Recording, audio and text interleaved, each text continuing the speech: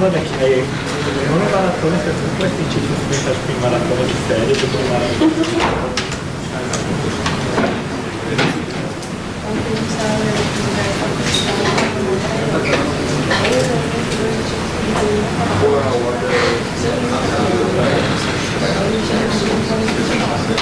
Caralho!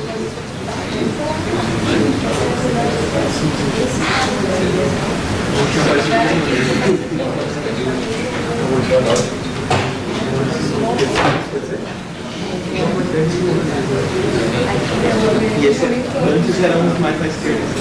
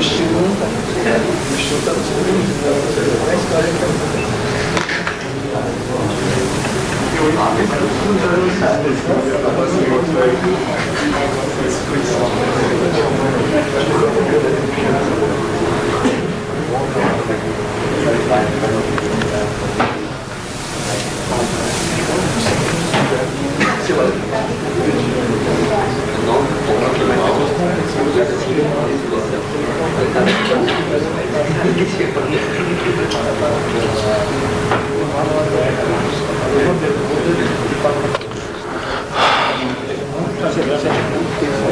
acho que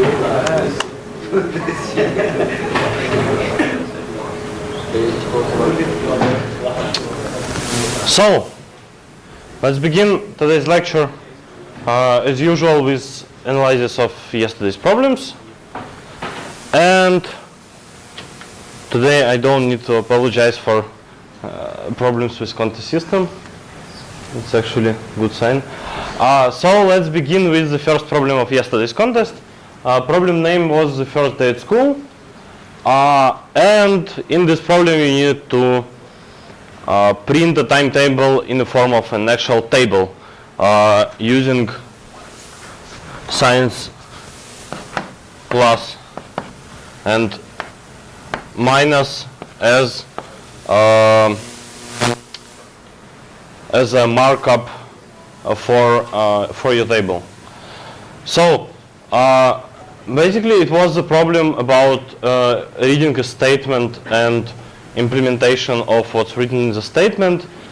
So all the constraints are on the slide, you can see it. And so one thing we needed to do like there was calculating height of every row in our table. As you can see on slide, row height was equal to maximum possible cell height in this row, and the cell height depended on the length of the name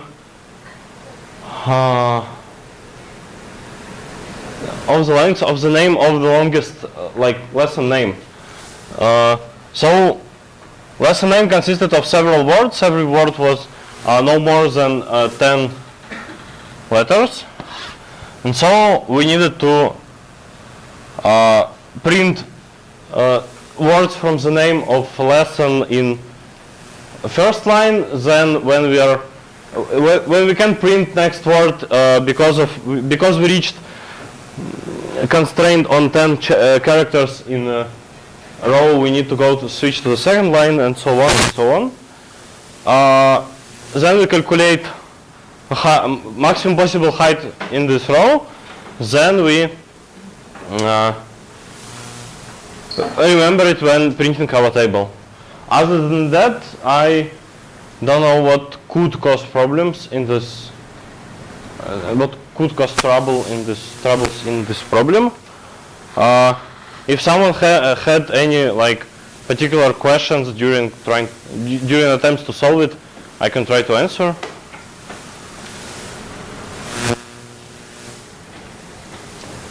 Well, if there are no questions, then we're proceeding to the next task. So, next task was called math, and it was more complicated than the first task. What we needed to do here was find a sequence of length n with constraint written on the screen. So we need to find such sequence that when we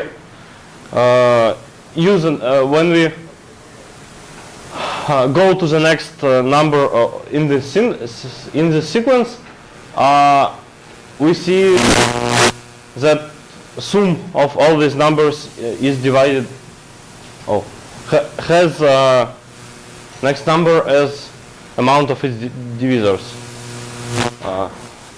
So the constraint is written on the screen, and let's proceed to the solution. We could solve this problem with dynamic programming, and dynamic programming was like this.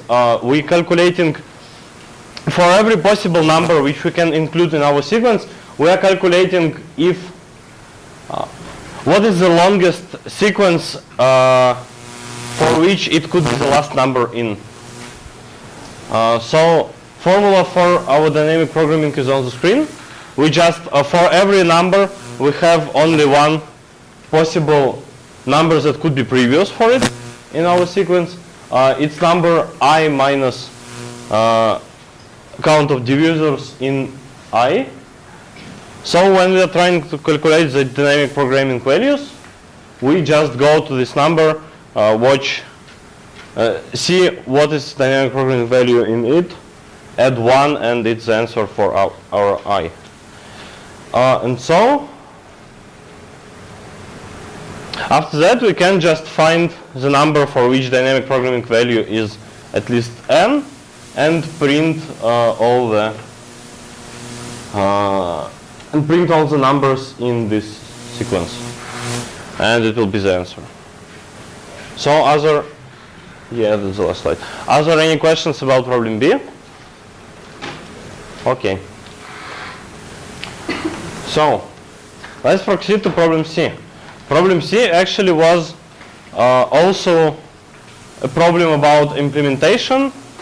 I guess it needed like more accuracy than problem A. So what we need to do here was calculate amount of dates Friday 13th in some range of years. And the main problem was that the range of years could be long, so constraint on L and R is 10 in 9th degree. So we couldn't just like simulate all these years and see how much occurs Friday 13th. So let's look at the leap years rule. All of them are written on the screen. I'm not going to read them, but from them we can conclude that every we have a cycle and length of its cycle is 400 years, because every 400 years as it's written on the screen, every 400 years we have like equal years. We definitely have equal years. The years x and x plus 400 are definitely equal. But that's not enough, because to actually find the answer we need to know not only if the year is leap or not, but we need to know the first day of week in this year. And we haven't found the cycle for this value yet. But we know, every is written twice. But we know that if every 400 years is a cycle in terms of leap years, then every 2,800 years is a cycle in terms of leap years and first day of the year. Because 2,800 actually is divided by 7, so it definitely should be a cycle. So we know that we have a cycle in terms of leap years and in terms of first day of week in the year, and the length of its cycle is 2,800. So to find the solution of this problem, we can just model first 2,800 years. We can just do it day by day. That won't be a lot of days. Then we can like find the amount of cycles included in our time range, and then we can model remaining years. There will be not more of them, so it will go through the time limit. So I guess that's it for problem C. Please ask your questions if you have it. Let's proceed to another problem. It was actually one of the hardest problems of the contest, so I guess we'll spend some time during solving it. So what we need, the statement of this problem was actually quite simple. We had n tubes, 1 unit of some liquid in every tube, and what we could do, we could take 2 tubes and pour from the one with the most amount of liquid to the one with the least amount of liquid, and pour the exact least amount of liquid. So it's basically written on the screen. From tubes x and y, we can get to tubes x minus y and 2 times y. So let's state some theorem, and then we prove it, and from its proof we'll get an algorithm how to actually get any amount of liquid in one tube. So for we can see that ranges differ for odd and even n. That's okay. I won't read this slide. Let's proceed to the next slide.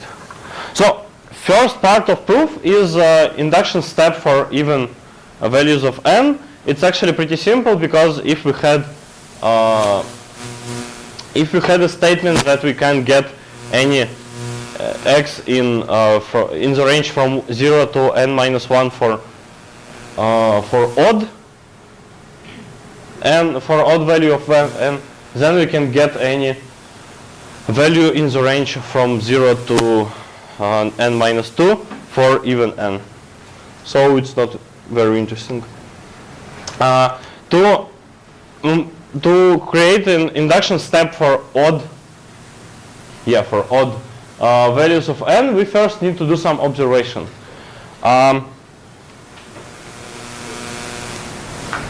What is it? Let's see what happens when we pour from one tube to another. As it was written in the problem statement, we get two tubes. One of them contains 2 times b, and the second one contains a minus b. A minus b can be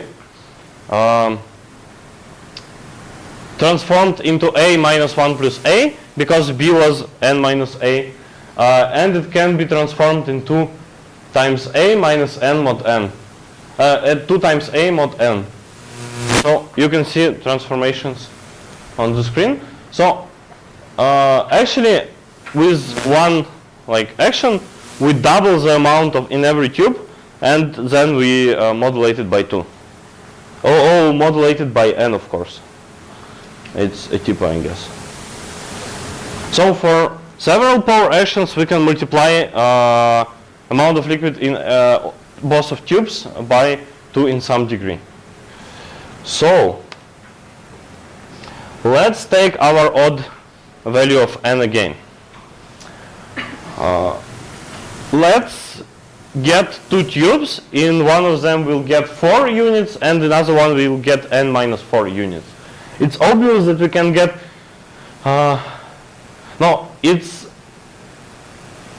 we can get an n minus 4 based on our induction hypothesis, and we can get 4. It's obvious if we have any situation with any tubes that have 4 in total, we can always get 4.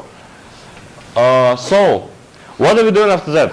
After that, we're doing some amount of pour actions, and sum is actually equals to Euler function of n minus 2. What will we get after that?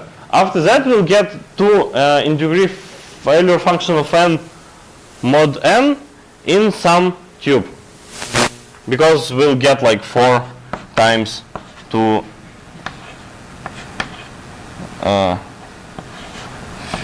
n minus 2 mod n, and that's basically 2 in degree Euler function from n minus Euler function from n. So we have a theorem that states that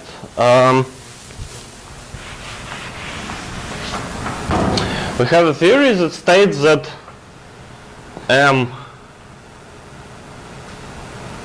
in Euler function at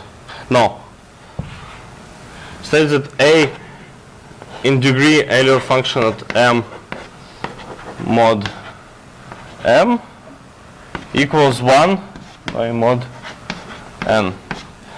And if a and m are coprime, and in this case they are obviously coprime because a is equal to and m is equal n, and n is odd because we are doing an induction step for odd values of n. So in some tube we'll get one unit of liquid. That means that in another tube we'll get n minus 1 unit in unit of liquid. So we got n minus 1. It's one of the two values we need to get for this value of m. And we can easily get n minus 2 by powering one unit from by doing one more power action actually, by powering one unit from the first tube to the second tube, and so we'll get n minus 2 and 2. So we almost proved our theorem, but we have some more facts to prove. There are three such facts. First of all is that we can't get odd value of n in one tube. It's simply to explain that if we have all units of our liquid in a tube, then the last action we should do is pouring something into this tube. But we can, as a result of pouring, we can get only like even amount of units of liquid in some tube, and there we should get n, and it's odd, and so we can do it. Then for even n we can't get n minus 1 either, because if we are getting n minus 1, it's odd. So the last action we should take is pouring something from the tube with a larger amount of liquid than n minus 1 to some other tube. But if we will get a tube with larger amount of liquid than n minus 1, it will be a tube with amount of liquid n, and all the other tubes will be empty, and we can't pour anything to anywhere. So actually, so n minus 1 for even n can be got also. And the last fact is a bit more complicated. It's the one that we can't get all liquid in our one tube if it's even and it's not a degree of 2, because it's obviously that we can get a degree of 2 in one tube. We just like do all the actions we need. But if it's not a degree of 2, we can't get it. Let's consider going backwards in our process. Let's consider that we got a tube with n liters, with n units, and n is even. So if we are going backwards, then we can take any tube with even amount of liquid and divide it by 2 and pour half of the liquid to some other tube. So if we will go in, if we're like looking for backwards task, then it's take some tubes with some empty tubes and one tube with n units, and then go backwards and split it to the tubes with 1 unit in every one. So what are we doing? Let's see how we'll change the amount of liquid in our tube which has n units in it. It will always be divided by 2, and so if we know that it's odd, that it's even and it's not the degree of 2, we know that it looks like k times 2 in degree x, and k is more than 3, greater or equal than 3, and k is odd. And we can't lose the condition that the amount of liquid in this tube is divided by k.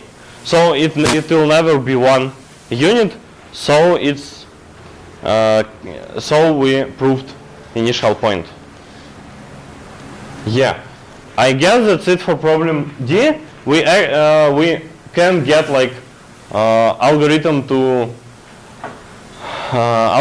make any amount of liquid in one tube by actually by looking at the proof of this theorem. So if anyone has some ideas, some questions, I'll be glad to answer it. That was like the hardest problem of the contest. One of the hardest. So no one has any questions. Okay. Let's proceed to the next one. The next problem was called 3D modeling, and it was one of the hardest problems of the contest also. No, it wasn't. Another 3D geometry was one of the hardest. This was just 3D geometry. So, what we had in this problem was two straight lines in 3D space.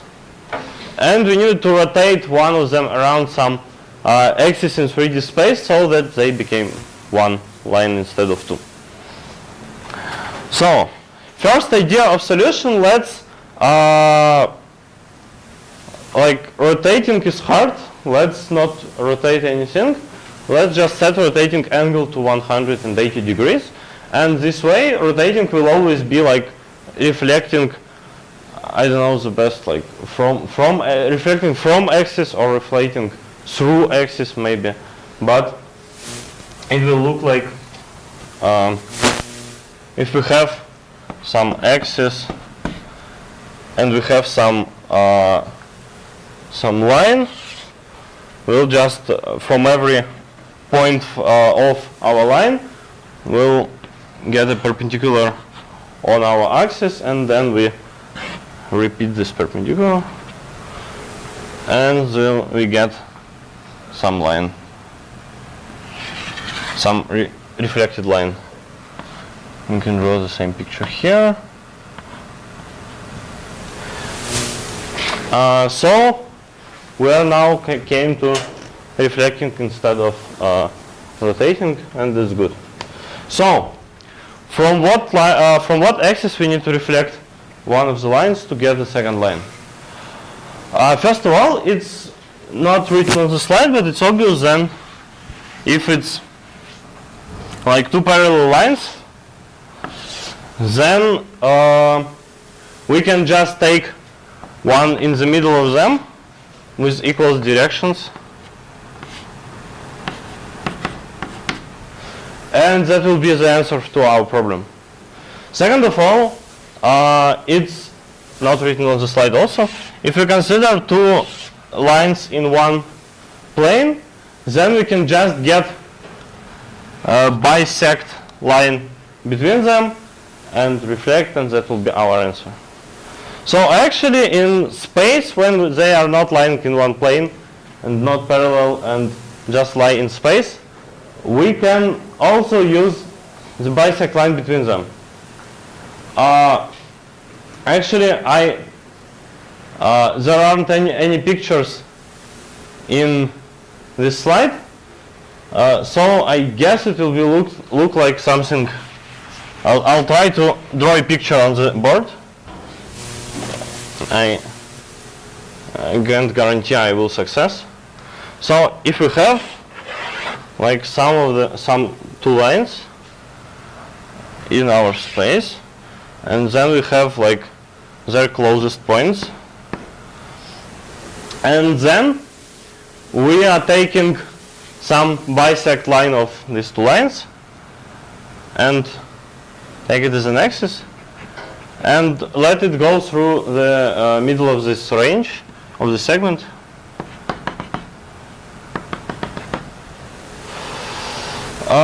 So when the first line is reflected against our axis, this point reflects into this point, and all the other points actually reflect in all other points of our axis, because we definitely know that we definitely know that if these are equal segments, then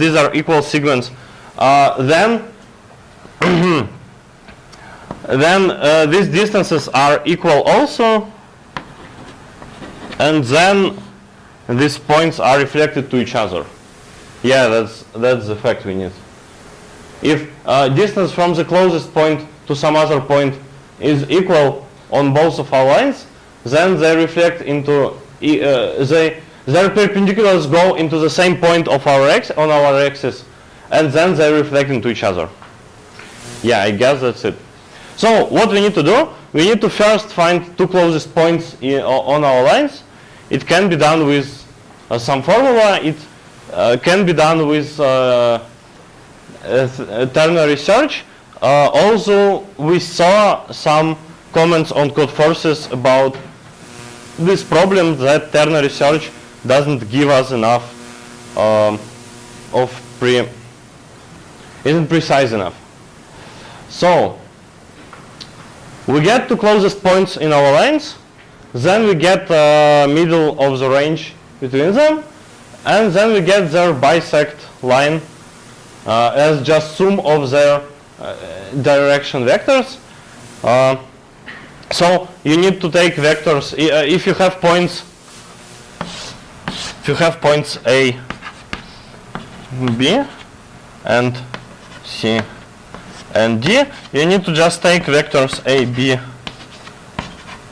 and C, D, normalize it, make them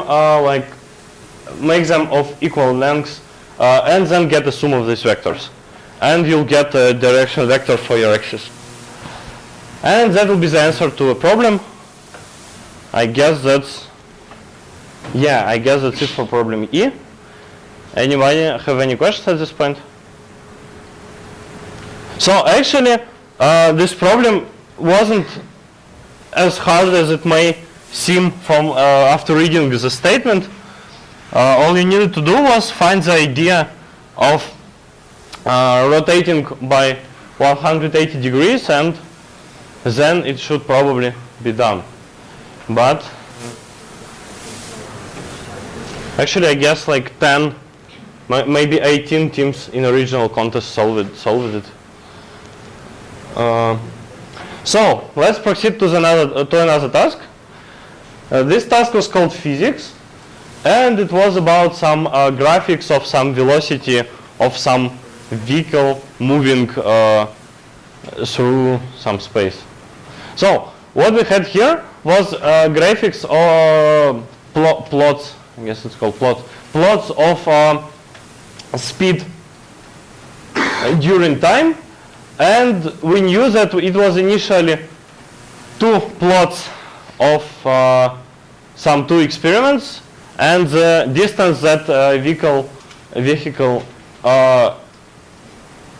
went was equal, but we don't know which segment belonged to what plot, so we need to like reassign some segments to another plot to get an equal area under each plot. So how are we solving this problem? Well, first of all, we need to make an observation that actually if we can reassign some segments, then it will be only a set of segments between common points.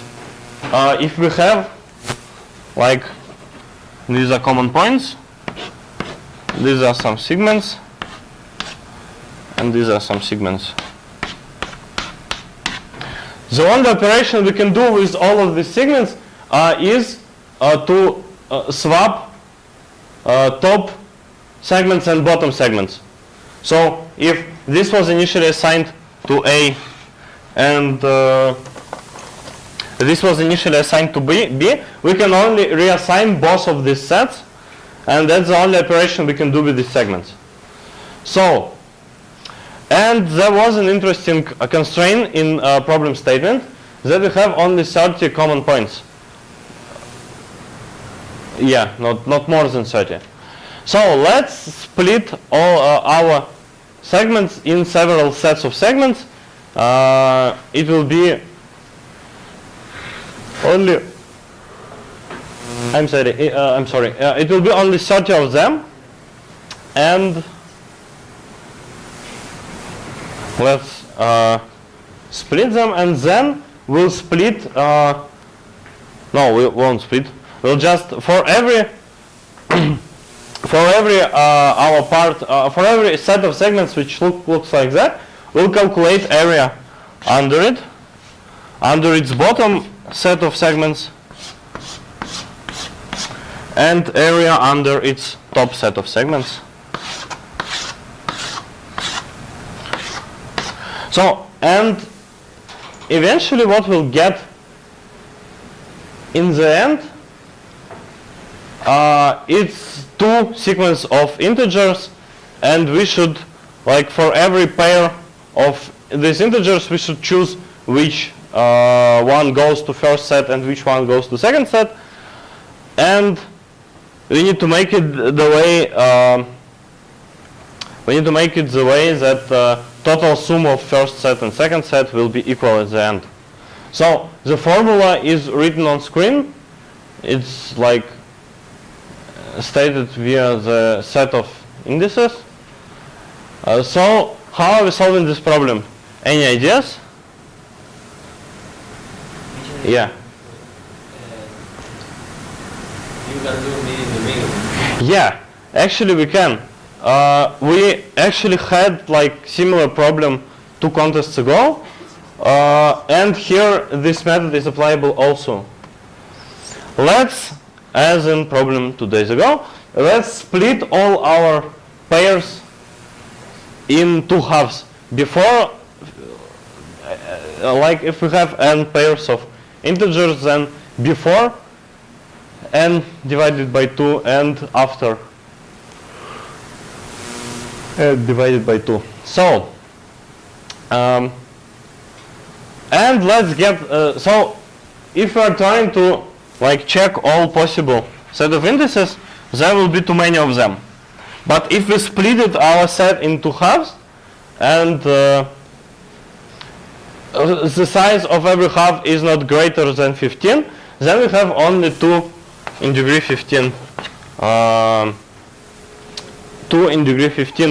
different sets for every half, and then we can calculate differences between first and second set in first half and the second half, and then we need to find matching differences. It can be done with any like map data structure. So we just calculate all possible differences, then we store it in map for second half, and then we go through the all possible differences of the first half and trying to look for the same difference in the second half. So after that we only have like a technical task of eliminating points lying on one line, and I guess it doesn't need more explanation than it's written here. The only problem was you might not have noticed the constraint about consequent points on the same line, but actually I guess sample test for this problem was having some points you needed to eliminate. So I guess, yeah, let's check. Yeah, it had some points you needed to eliminate. Okay, so I guess that's it. Anybody have any problems? Any questions about this task? Okay, so if nobody has any questions, let's proceed to the next task. The next task was actually probably more the hardest one. Well, okay, it doesn't matter. So what we were having in this task, we had a set of numbers from 1 to n, and n could be as large as 10 in the 9th degree, and we sorted these values by some interesting criteria. We actually sorted them by their sum of digits and by their value after that. And we needed to find some amount of numbers that didn't move anywhere, that stayed on their place. So let's think about how to solve this problem. First of all, let's split this problem into several more simple subproblems. Let's consider only all the numbers with equal digit sum. We can pre-calculate amount of these numbers with dynamic programming, we can actually get a query k number less than n with sum of digits equal to x with dynamic programming. So let's consider these values. They are these numbers. They are sorted by their values, and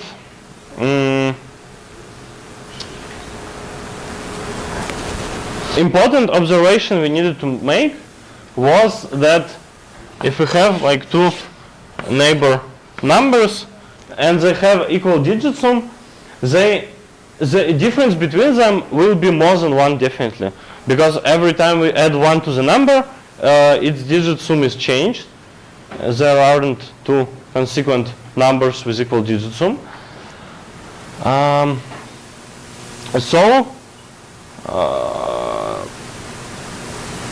Like every consequent numbers have more than 1 in difference. And it gives us an opportunity to say that there is only like one fixed number in amongst all the numbers with equal digit sum. Why is it so? Because if we like plot some charts, then we'll have something like this going on for we'll just have a chart for I equals x for index of some number, and we'll have something like this.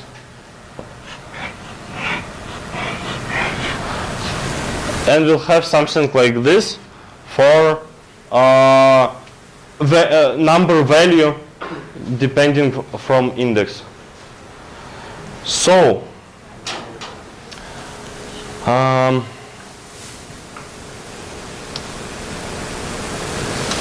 they will only have only one common point, and then at least one common point with integer, like integer position, and so yeah, they will have at most one such number. So we actually can't find it with binary search because, as you can see, like on the picture, we can take this range, perform binary search. If the value of number is less than index of this number, then we should go look to the right part of our range, and otherwise we should go look to the left part of our range. And so the only actual problem was implementation of all this stuff. So what we needed to implement here was first of all like pre-calculating for all possible digit sums the amount of numbers in it, pre-calculating ranges in which these numbers will stay. Then implementing this query will definitely need it for our binary search. So that's a lot of like that's just a lot of code, and it was easy, I guess, to set some bug in it. So this problem was a lot of about implementation. And so to solve this problem, we just go from one digit sum value to another digit sum value and calculate the answer for it, and the problem is done. So let's go to the next problem. The next problem was, I guess, the most non-standard problem of this contest.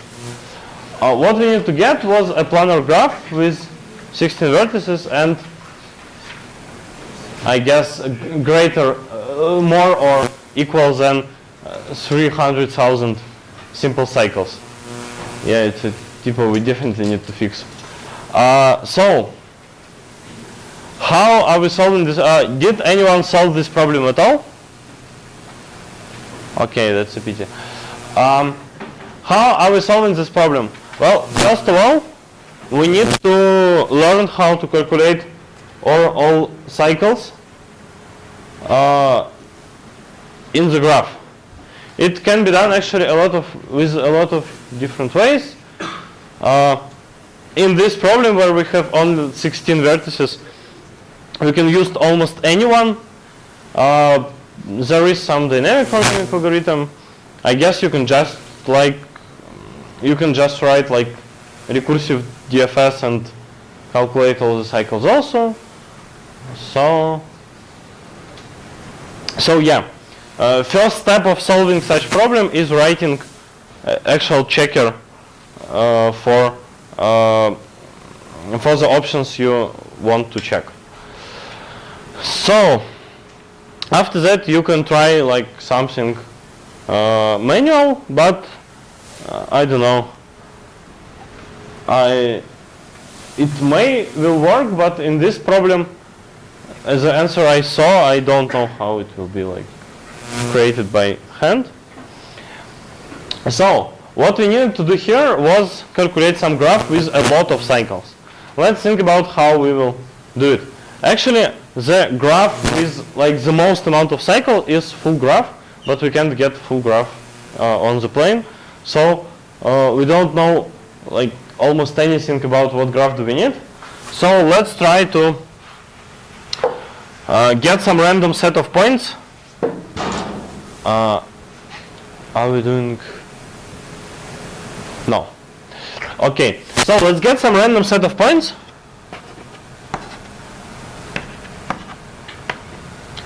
And try to add some random edges for it.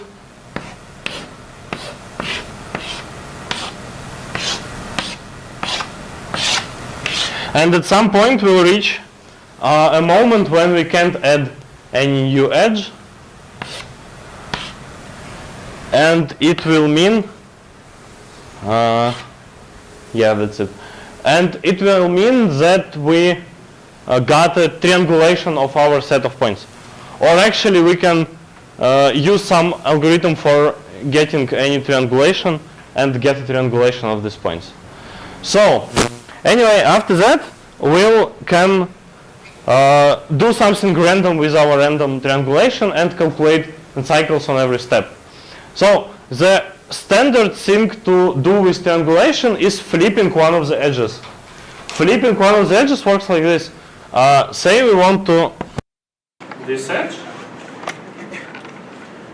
Then we just remove it, take the two triangles it divided, and draw another one to make these two triangles into two other triangles. Actually, this operation is like very common. It's used in a lot of different algorithms for building some special triangulations.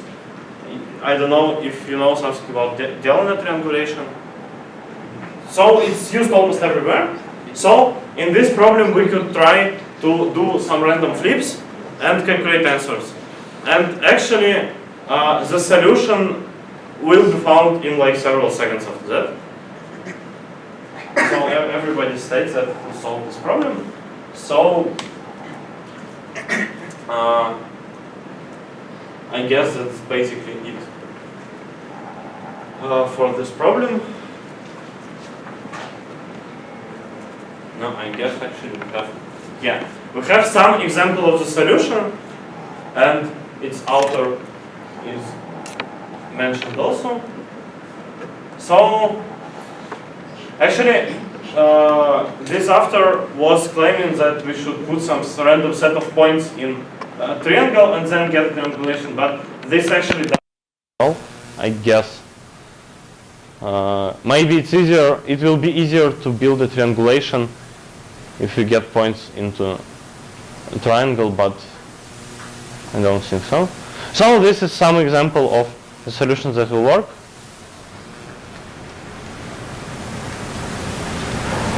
Okay, the next slide in the next set of slides in the presentation is dedicated to problem J.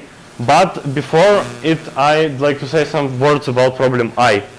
Actually, when we were trying to make some slides for problem I, we couldn't find like anything we can write about this problem at all. Because if you are reading the statement of this problem, you have all the information about how to solve it. So what you had in this problem was was some center of an orbit, was some Earth going around this orbit. The orbit was a correct circle, I guess. Then there was some sphere on this orbit, which circled around the center of orbit. And this sphere was... what? Tilted. Yeah, thank you very much. I was looking for what tilted. The sphere was tilted,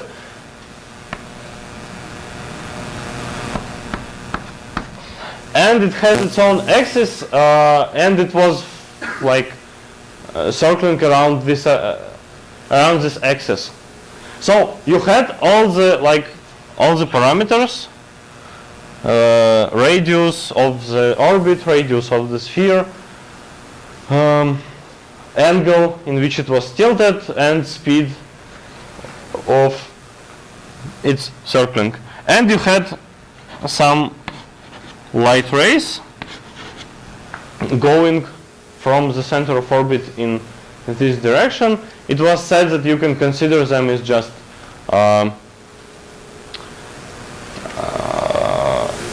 like straight parallel rays. And then you had a point on the sphere in which you need to find like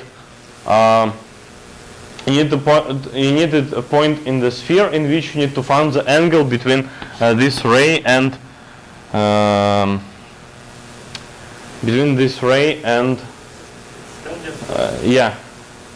Earth's like plane. So actually what we needed to do here was like write a lot of different formulas for 3D geometry, like turn some points around some other points and get an answer. So I guess there is no need to like preparing slides for this task. So if you have some particular questions or if you had some problems during attempts to implement that, we can try to answer, but I don't know what to add about this problem actually, because like it was just the implementation 3D geometry problem. So, and before I say anything, I'll say that we didn't prepare slides for problem K also, because problem K was solved by everyone. So I guess it won't.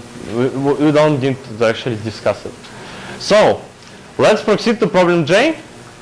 Problem J was, I guess, the most theoretically useful problem in this contest, because we'll discuss some theory after we discuss the solution of this problem. So what we had in this problem was a weighted undirected graph, and we needed to find the connected subgraph, actually the span tree, with minimized difference between maximum and minimum edges in this subtree. So what we can notice in this problem is that answer can be binary searchable, because obviously if we can find the like span tree with some difference, we can find the span tree with bigger difference.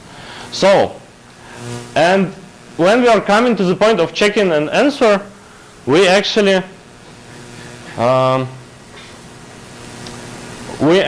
need to do something to check an answer. So let's order all our edges by their weight. Then we can easily spot that in any point, if we have already chosen the difference between minimum and maximum, and we have already chose the minimum possible value of the minimum possible weight of edge, then the range, then the edges we can use is just the range in the array of all sorted edges. So we can have two pointers, move it along our array, and maintain a set of edges we can use. So actually we have like two operations add edge to a graph and remove edge from the graph. And these operations are exactly dynamic connectivity operations. And in this problem, we can use some dynamic connectivity algorithm. We can use online actually, but it's too hard to implement. So in this problem, offline will be enough. And final complexity will be O from m log squared n and log c, where c is the maximum possible weight of the edge. So I guess that's it, and we can make intermission now, and then we'll discuss the dynamic connectivity and some another thing. А? Ну, в смысле, быстро просто что-то разбор получился. Задачки легкие, объективно. Ну, типа, кроме там вот геометрии, про которую ничего особо действительно не расскажешь. Can you give me the diapositive, The slides? In the slide, they will be published on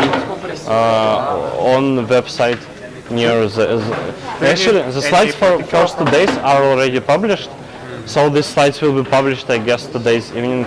Or do you need it like right now? Yeah, you're coming to say that I didn't send to you a slide? No? Yeah, I didn't, because I don't know, something happened with Gmail and it wasn't attaching. Okay. So we can find I can send it to you now, so you still had a link in description of the video. Okay. I can try Thank this. you.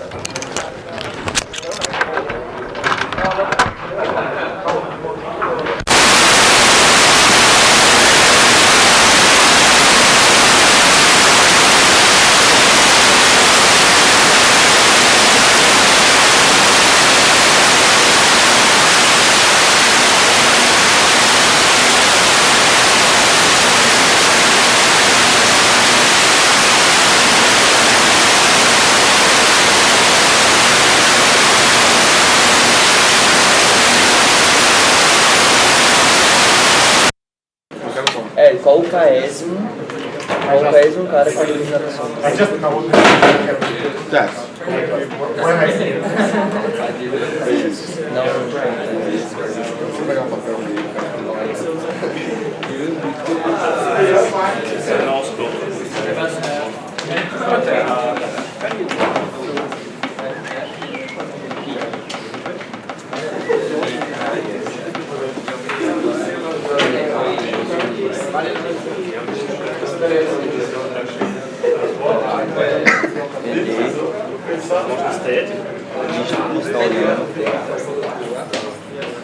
E a soma que atualmente.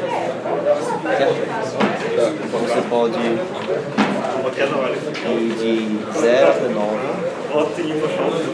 Certo? A resposta do estado é mais igual a você ir. Quantos aninhos as criancinhas têm? Pergunta pra ele, não fez nada. O estado menos 1, menos 1.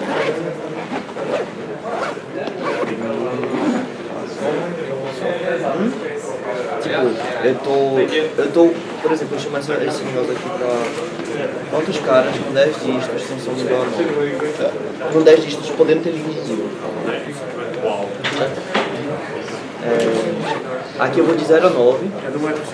Se eu chegar no estado e minha soma é negativa, minha soma é 0, não é possível. Se eu chegar no estado que eu estou com 0 dígitos, eu vou retornar 1 apenas se minha soma for igual a 0. Ou seja, eu consegui chegar no último dígito que tem toda a soma que eu tenho. Nessa linha aqui, ó, entre isso e isso você vai fazer a memorização. Tá? Mas aqui, esse de 0 a 9.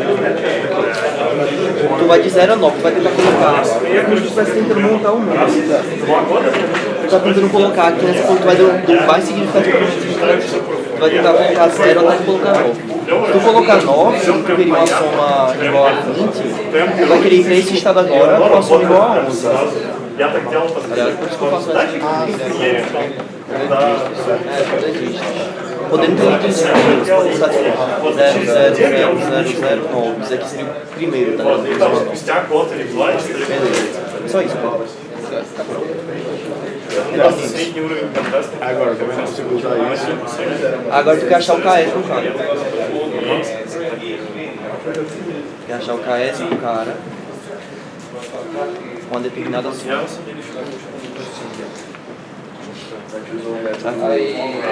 Agora é o seguinte, tu vai fazer um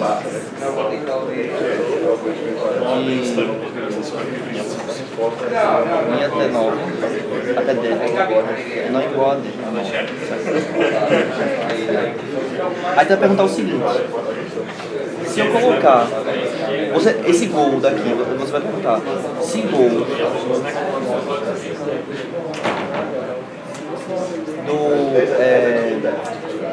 foi mal, aqui tem um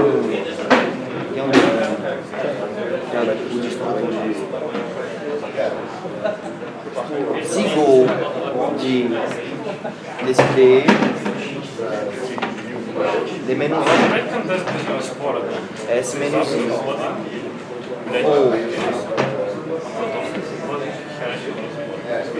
ou menor porque meu K, é porque meu KS não tá. Tipo, é como se eu estivesse perguntando aqui, assim, eu achei que só tem 2 dígitos. Aí eu quero saber qual a soma nova. E eu quero um segundo. Se eu colocar, aí eu perguntei aqui, se eu colocar um 0 e vir pra cá, pra esse estado, quantos tem? Ele já me dizer 1, né? Mas 1 é menor do que 2.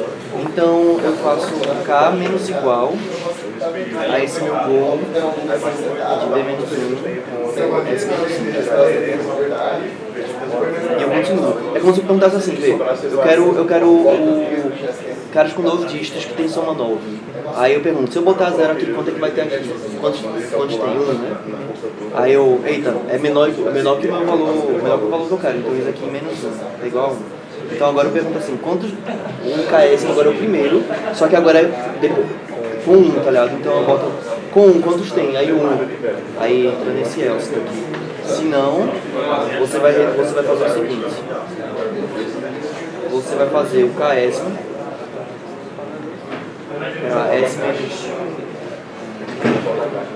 I, K, que é o meu K atual, D menos 1. Você também passa um vetor. Passa um vetor aqui como referência. Depois nesse vetor você coloca o valor do dígito atual e depois retorna.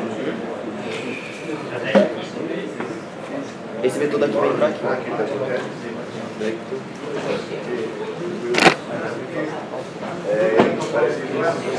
Esse vetor vai simplesmente colocando os dígitos que você está na ordem local.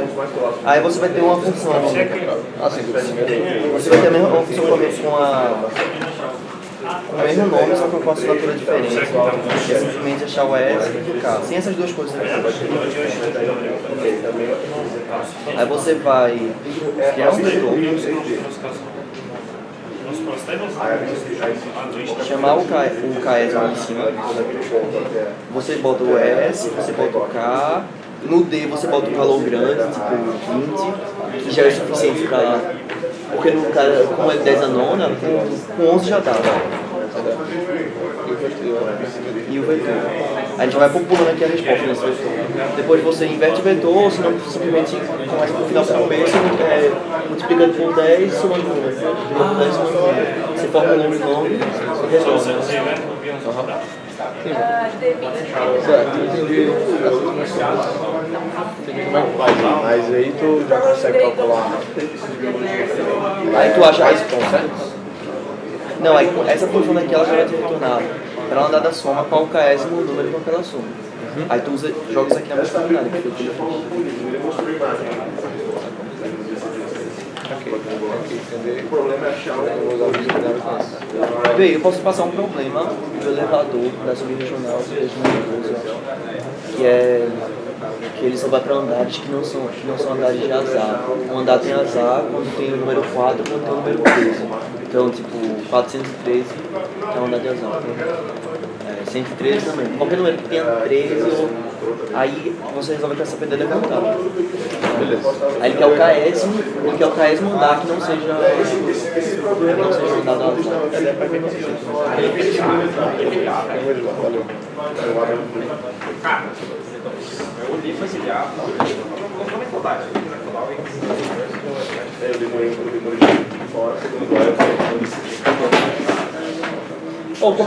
Como é que tu conseguiu traduzir aquele artigo? Eu peguei o PDF, extraí. Eu usei um negócio chamado OCR para extrair o texto. Aí fiquei jogando em Yandex. Deu pra estudar alguma coisa. O problema é que quando ele usa notação rigorosa, aí eu fazia. tem que ficar vendo no. Eu usei a CR e fiquei nos dois mesmo, cara. Isso que eu demorei muito pra Só tem 5. Mas tem um código falso, o cara explicando bem direitinho. É? O cara explicando lá como funciona. Eu deve explicar certo agora, não sei.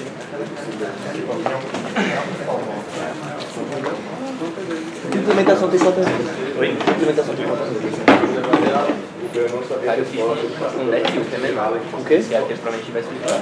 Qual? 10. Um 10 que é provavelmente vai explicar. Sim. E ficou pequeno. Usando fica pilha? menor. Oi? Usando pilha? Pra poder fazer o rollback no Rollback. Ficou pequeno, não fica grande. Então, sei lá, tamanho mais de só que ao invés de a mais e a agora é só se fazer do outro jeito que ele explica no artigo lá, realmente a contribuição dele fica grandão, velho. Eu achei a implementação dele, né? Você viu que tem um contexto de hipótese, 5 problemas desse tipo, pra você até resolver com ele. Que aí você vai pegar a boia rapidinho.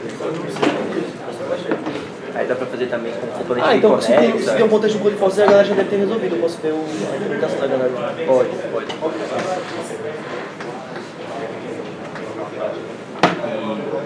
E lá também tem problema de componente de conecta. Se contar componente de conecta, contar a quantidade de bits dinamicamente. Sim. Bem massa. Vamos fazer um dano. É bem mais complicado também.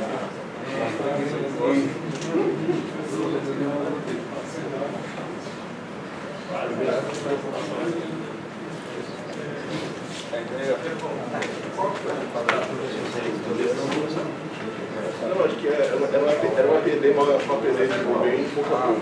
Era PD, mas... Se quiser depois, se quiser realmente você passa o site que tem uma série que eu usei, que foi o que deu pra traduzir mais direitinho. Agora a notação eu tinha que olhar no PDF, que bom. Tem DocX agora.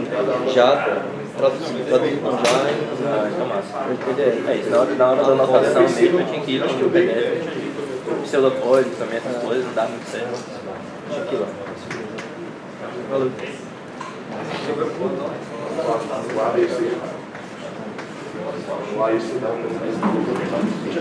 Agora o cara escreveu isso faz nem um ano. O cara escreveu esse artigo faz nem um ano, faz 13 meses. E o podcast foi 9 meses atrás. Ou seja, fizeram contas com esse problema logo que ele escreveu. Eu não sei se esse assunto assim é novo. Talvez os caras tenham pensado também na solução própria. Que usa decomposição de razão. Eu tenho que pensar nisso também. Eu não tá certo pensar assim. Enquanto ele calculava o método de algoritmo que eu estava, era diferente. Como é que eu faço para Mas a dele é tipo. A decomposição dele é tem alguma busca binária? Não, é só. Ele basicamente faz o DSU por cada bug. Aí depois ele usa isso pra... Tá ligado aquele negócio de você... Mas você tá fazendo um bucket onde? Nas areias? Ou é naquele mesmo esquema ali? Nas arestas ordenadas. Nas arestas ordenadas. Você ordenou as arestas tudo. Aí depois ele usa aquele trickzinho de... Quando você quer fazer várias PDs seguidas, você não quer resetar, você fica usando os steps. uma marcação dizendo assim, ah, se for igual. Em vez de você dar mensagens e tudo, você fica usando uma marcador. Aí usa isso pra. Quer dizer, todo mundo usa isso pra poder. Usar só a parte do buffer e ficar. Não entendi direito não, vou tentar implementar.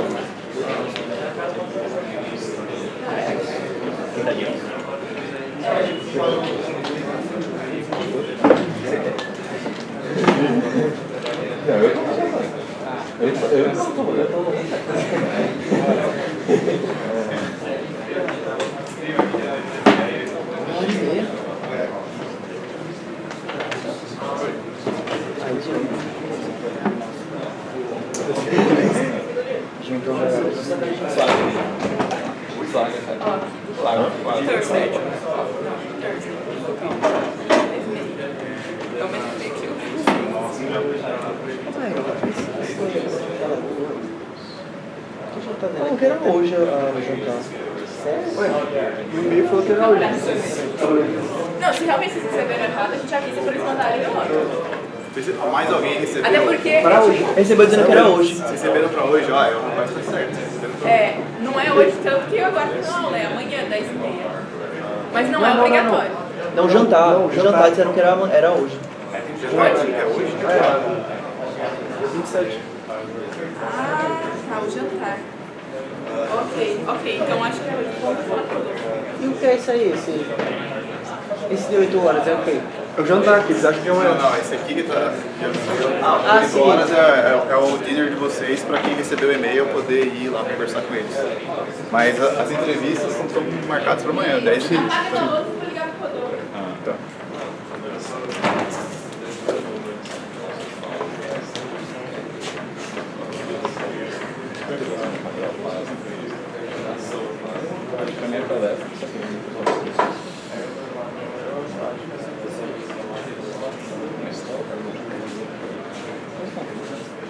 Bom, veja e-mail,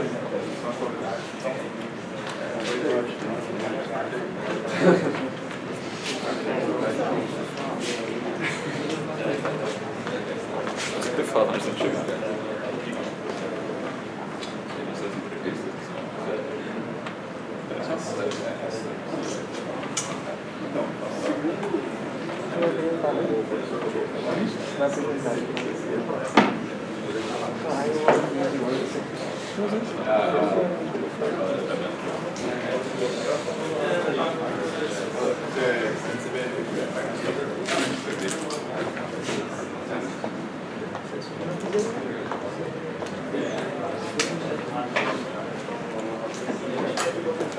Aparentemente são os dois. Os dois.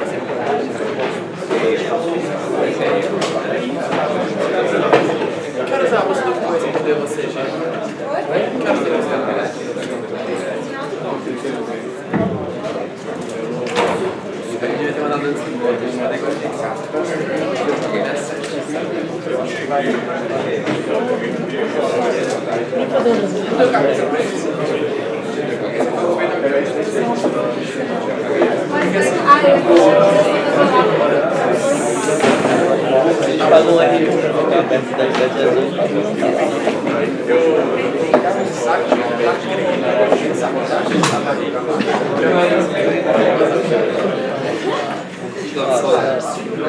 As máscaras, sabe?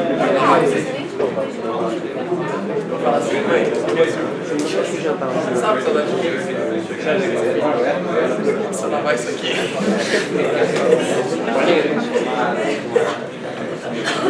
Cara, se ele pegar pra cima, você segue aqui. Passou.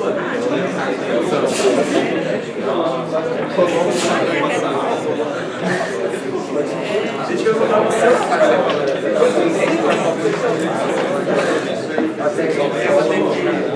que horas vai ser isso? Quer matar no shopping?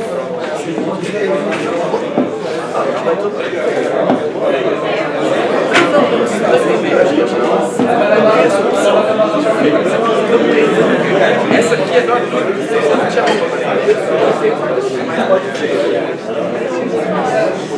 Good morning, guys. So, some important advice for tomorrow and Monday.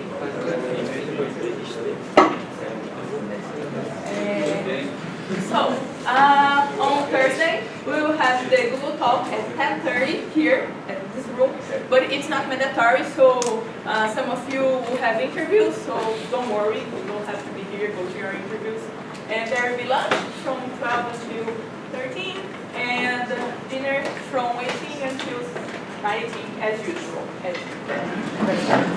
And tonight, some of you will go to the Victoria Hotel, and you have to be there at 8 p.m. And to get there, you can take bus 724. This bus leaves from here. See? Currently, we are here at CB, and you can go. It's behind the IEL Institute, ou Instituto de Estudo de Línguas, and there is a bus stop behind it. So you take the bus there, it will leave you right in front of the hotel. It's like far away, 1.5 hours.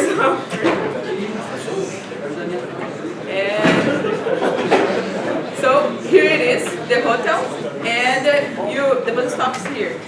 So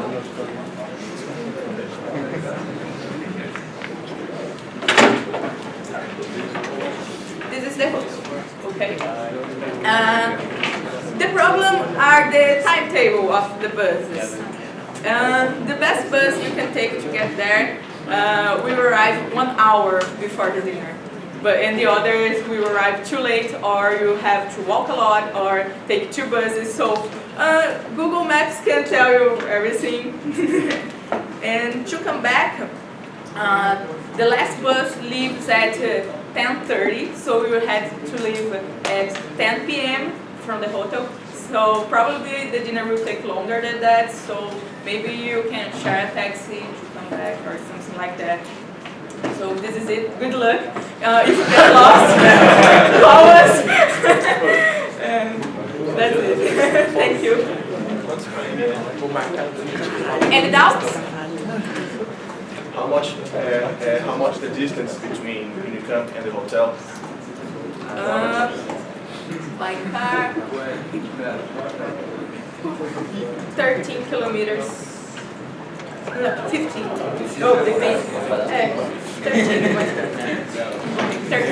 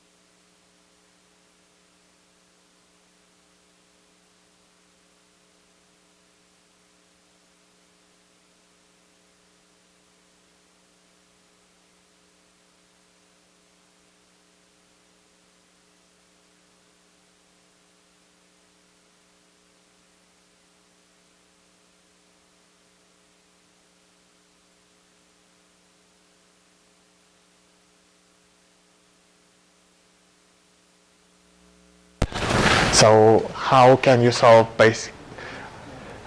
all this whole lot of problems with here have a tree, please solve some queries? Okay, so dynamic connectivity is the problem where you have a graph. Usually it's undirected.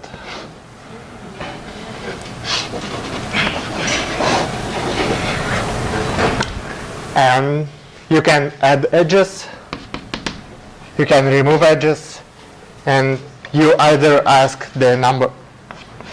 So you can add edges, you can remove an edge if there was an edge,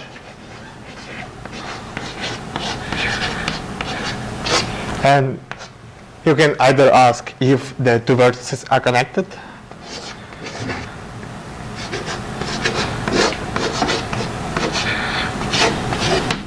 or you can ask the number of connected components, for example.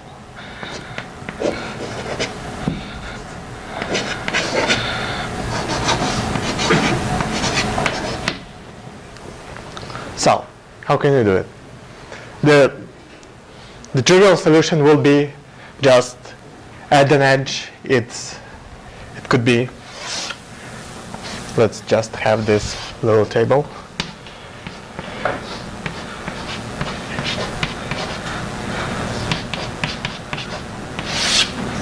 So we can just add an edge, so it's just look up the adjacency list and remove two entries.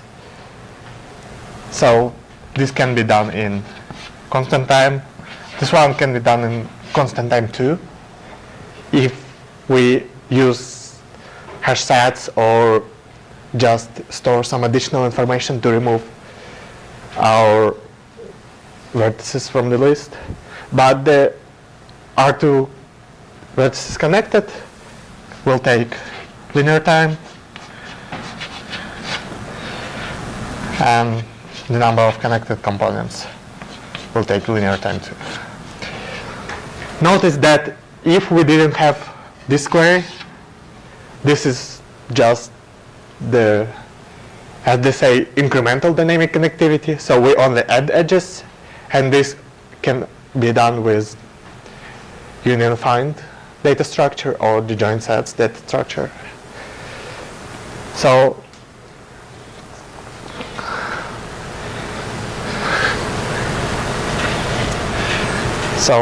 having to remove an edge also makes the problem a lot harder.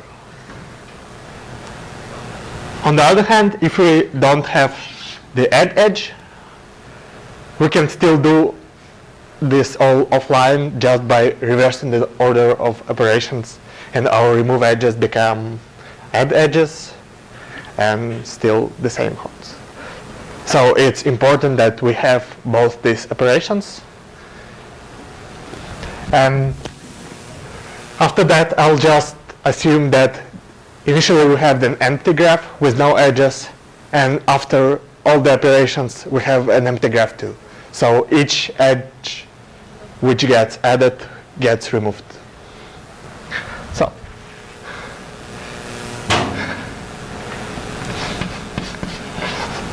can you think of a other trivial solution for this? So suppose we want to calculate these two in constant time. So suppose we have like a lot of these queries, but not a lot of these. How can we do it?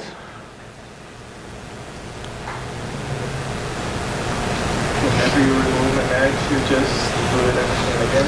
Yes, we'll just keep all the connected components, for example, with array color. So we enumerate all connected components, and for each vertex we store the number of connected component it's in, and we answer if two vertices are connected if their colors are the same, and number of connected components is just number of different. So here we have to recalculate all of that. These are all online algorithms, so they don't need to, okay. Do you know the difference between online and offline algorithms? Who doesn't know? Okay, I'm just explaining it. So suppose we have some problem and we have to answer some queries. Query 1, 2, 3. So, online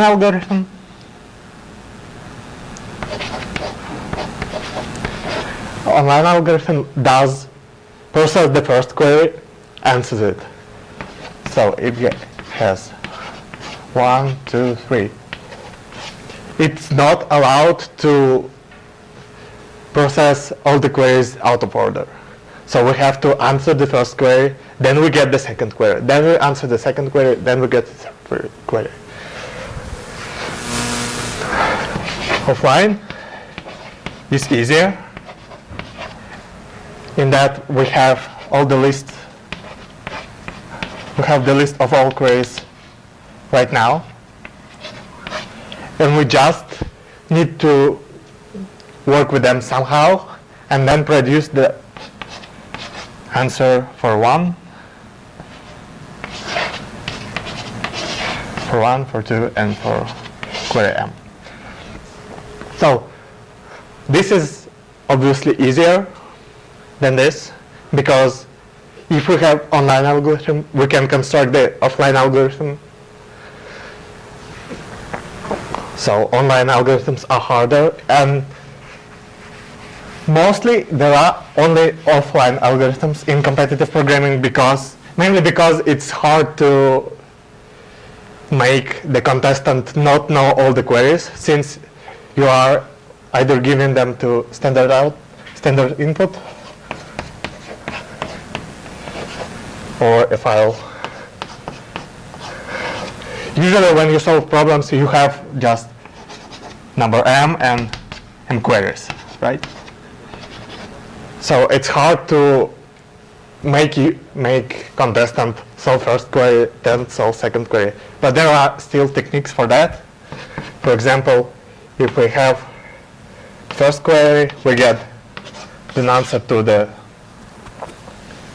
an answer to it, and then second query is constructed from an answer to the first query. So we don't know the second query until we know the answer for the first query. So that was just the difference between offline and online. These both are online, so we answer the question right away.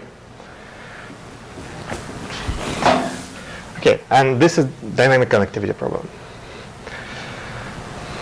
So suppose we have all of this, but we have all of this offline. There are online dynamic connectivity algorithms, but I don't think they are sensible to code in 5 hours of contest time.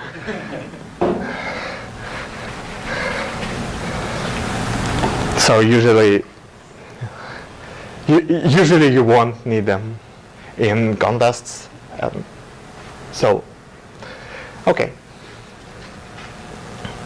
So let's just have our timeline of queries, right? So here's the first query, second query, last query. So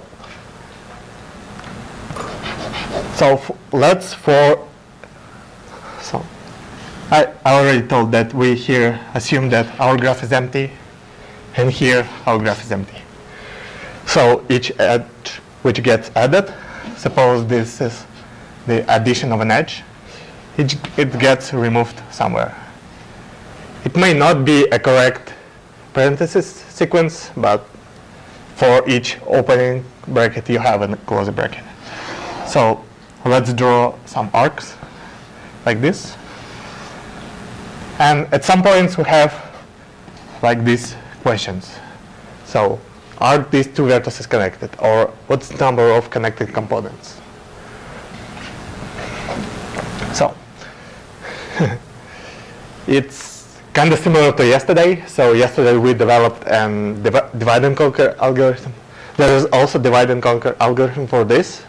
But first I'll need to introduce some evaluation on the data structure you already know. So take our unified data structure, or DSU, or how do you prefer to call it? So we can, operations are like, let's say, unite two sets,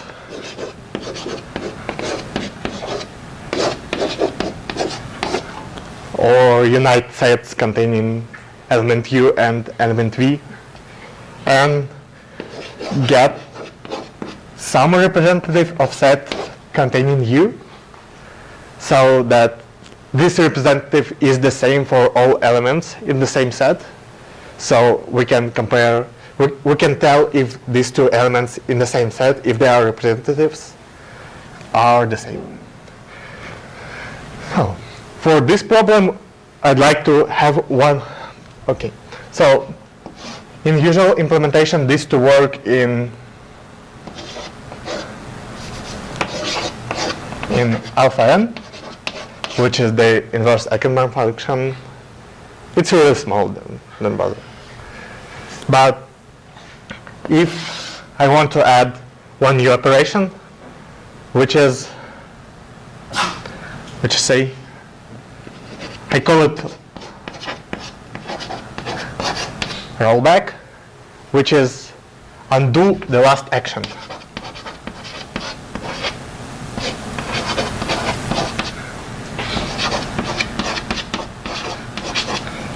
So go back in time one step. Okay. Any ideas how we can implement this function? Yes? Every time like you merge, you take a root and it's not a root anymore, and you're gonna make it point to another root, Yes. another representative. So you just keep a stack of the last representatives, and I can just like pop them out and disconnect them. Yes, correct. So, well, it depends on your implementation here. Let's say I'll just write some pseudocode for, so say unite UV. Let's say, well, let's make them representatives of U and V.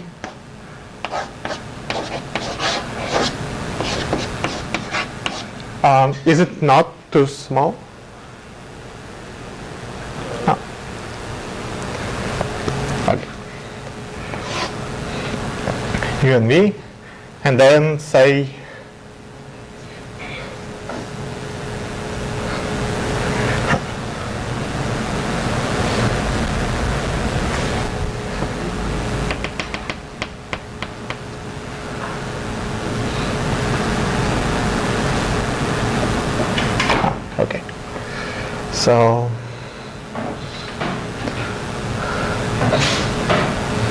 so you know the two heuristics that make unified structure work.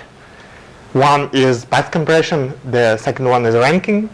Here we remove the ranking and just say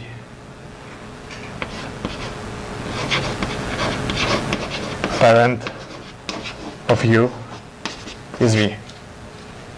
So with path compression, this still works in not alpha n, but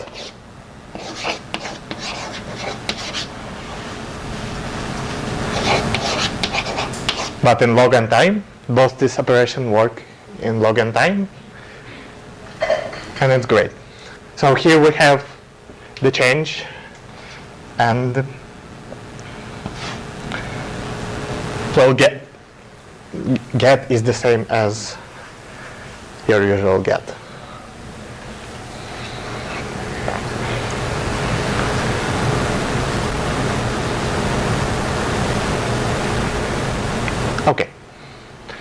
So, One like path compression mess up when you try to undo, because you're gonna make things point upwards and then you can't just make it point backwards because it moved and it did not track it. okay, so, okay, let's leave some space for unite and write get u. Let's say if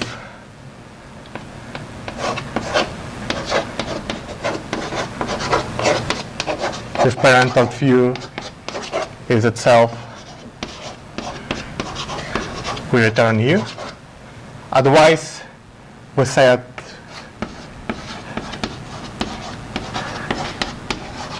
parent of u is the root of itself.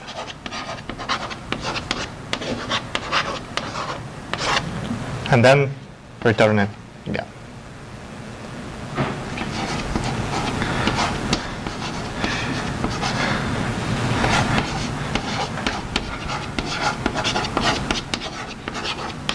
This is not optimal in terms of like lines of code, but it's fine.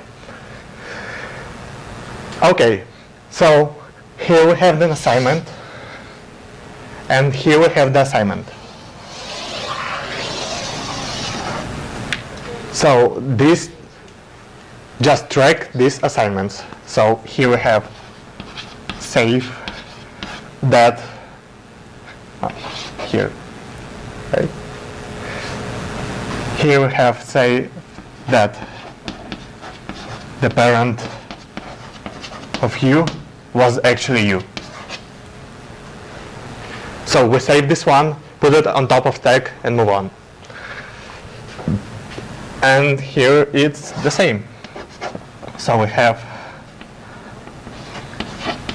save.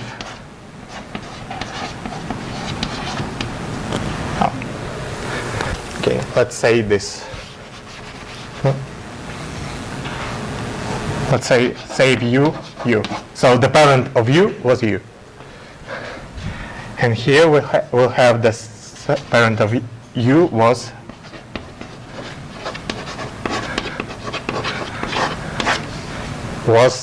the parent of u, and then we changed it.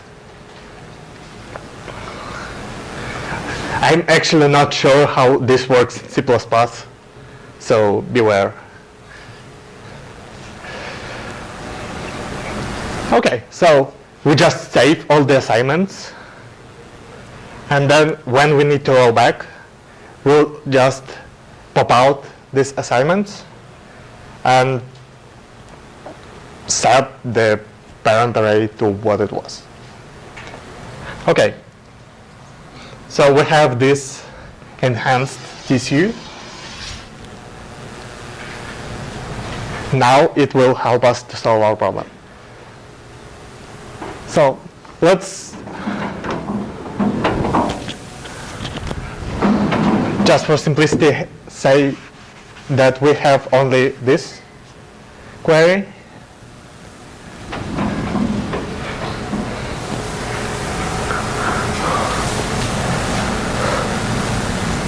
Okay.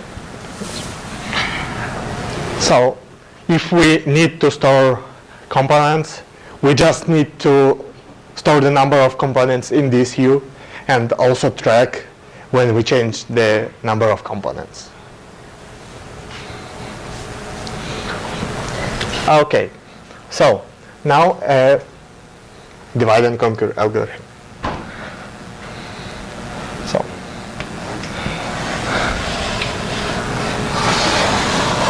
So assume, well, divide and conquer is usually a recursive procedure, so we'll have something like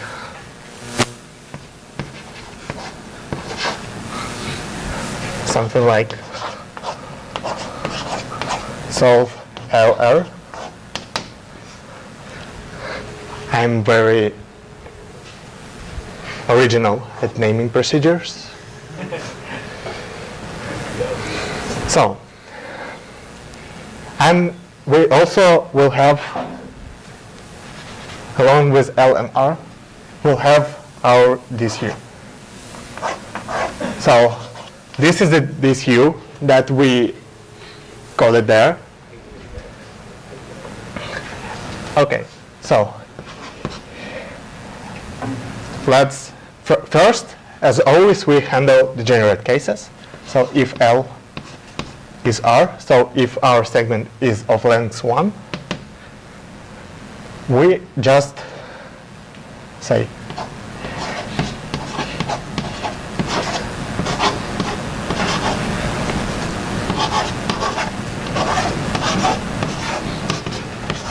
if this is ask something query, then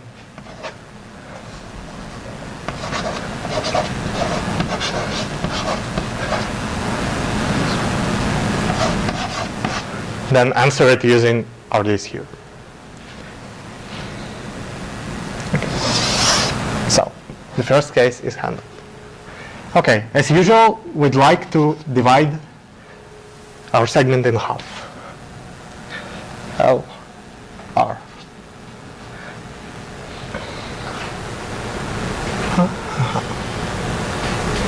Okay.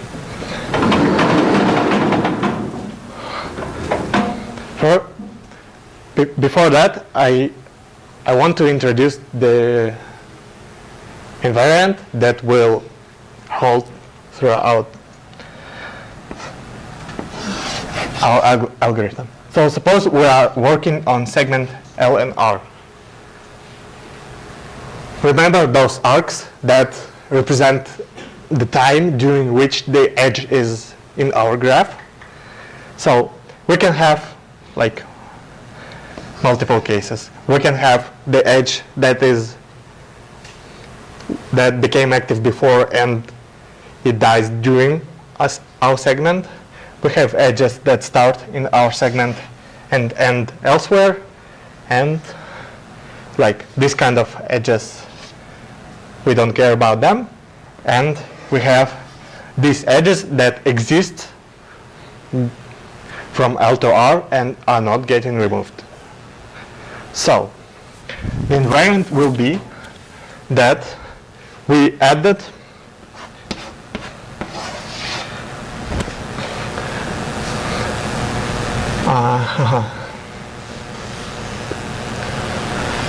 let's say that edge E lives from BE from like start E to finish E. So let's say that this edge exists in this segment. One edge can be added, then removed, then added again, then removed. We'll just count them as like different edges and say that one edge is once added and once removed, and this is the set. Okay, so if we are working on the segment LR, then all edges for all edge E where they are completely covering our segment. So this case, if the edge completely covers our segment, so if this is a subset of SE FE, then it is added to our DSU.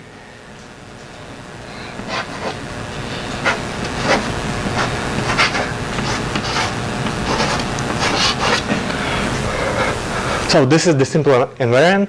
So all the segments that cross our segment are not in DSU, or before or after, and these segments who completely cover from L to R, these are added to our DSU. Any questions so far?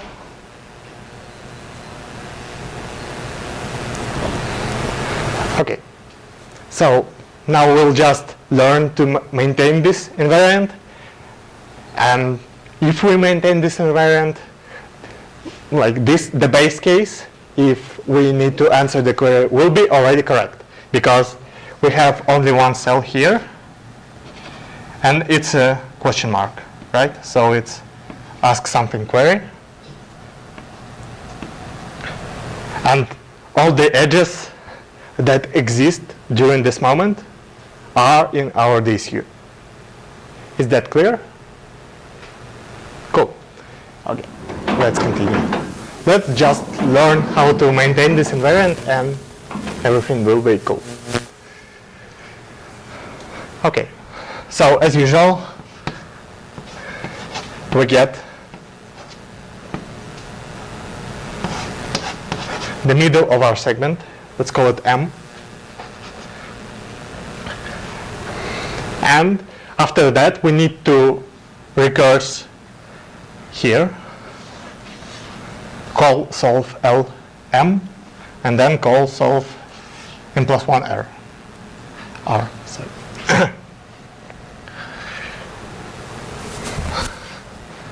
Okay, so how do we maintain this environment here?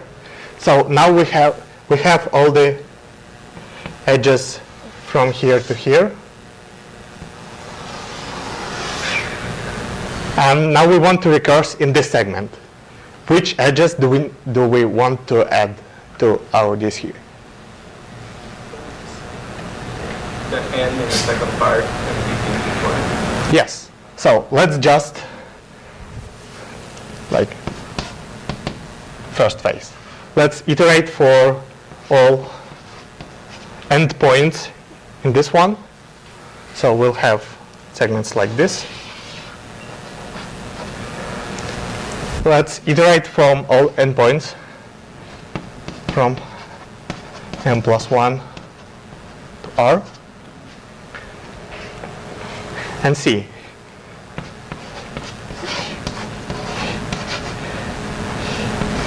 if this is the remove.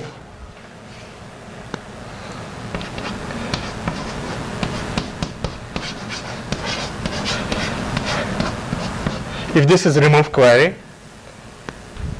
and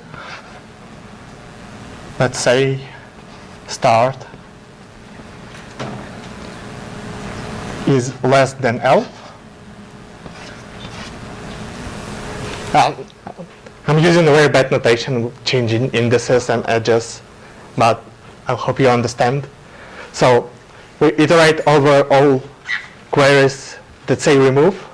We pre-calculated the corresponding add here. We look at the position of this add, and if it's before L,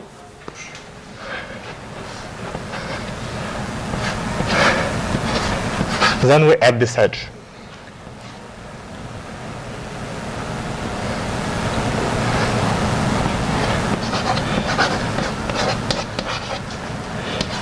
Unite.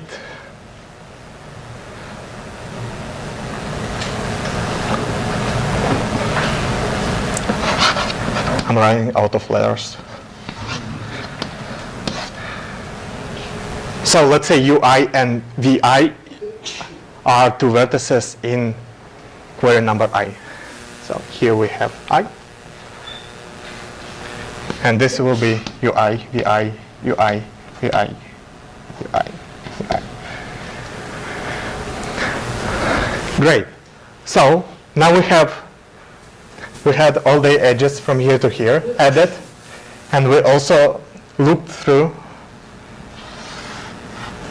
all the edges that end here and added all the edges that start here. So the invariant now holds for the segment from L to M. Now we can safely call from L to M.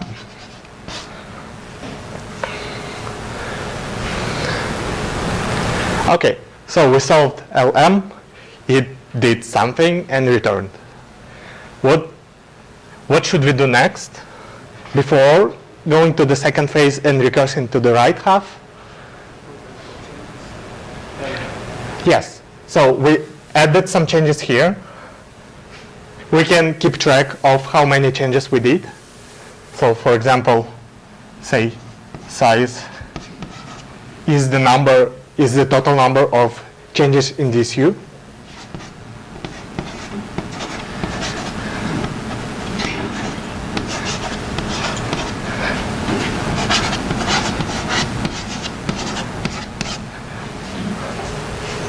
So here it's written that size set to this U dot changes.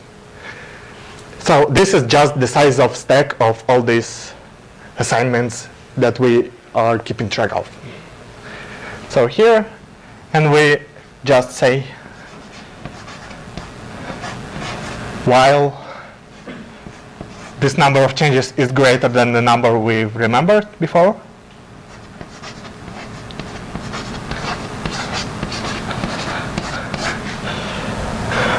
is greater than size, roll back.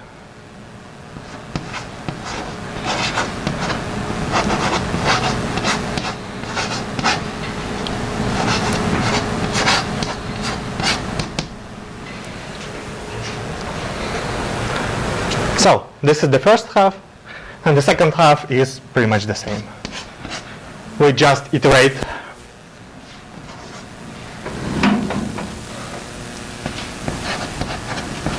from L to M, and we see if this query is add. So we are now looking for this type of queries that cover the segment from M+1 to R. Well,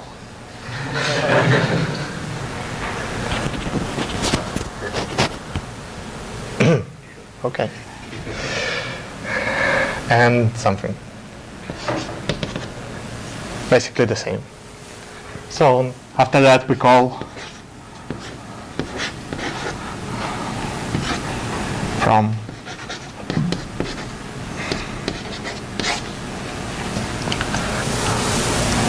and roll back to where we were before.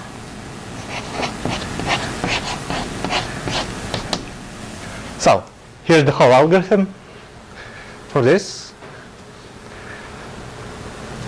If you want to recreate it, you just need to remember the invariant that all the edges covering our segment are added to our data structure, and it's just remember how to maintain this invariant, and it's easier. It's honestly easier to just recreate the algorithm yourself rather than like writing down lines of code that I've written here. Okay. So we still don't know how long this works, right? So I'll take for granted that all these U operations work in log n time. So unite and get work in log n time.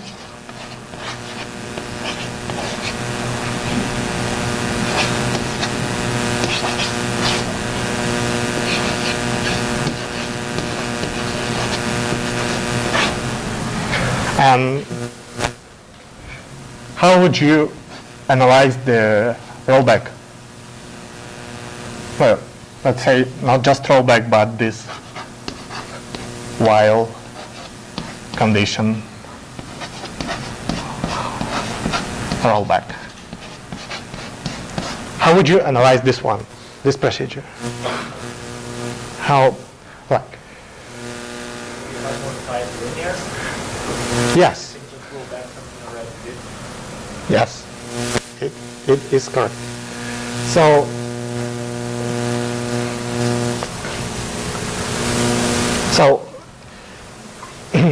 notice that everything we do in rollback is just undo the changes. So we can't do here in this loop, we can do more than we have already done up to this point. So this would be constant amortized.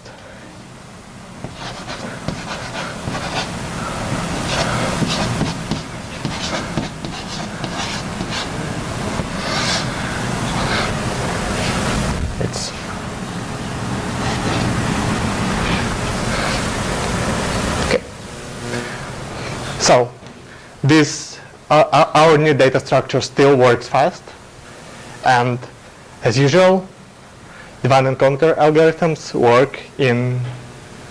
So here our recurrence relation would be time it takes to process the segment of length n is twice the time it needs to process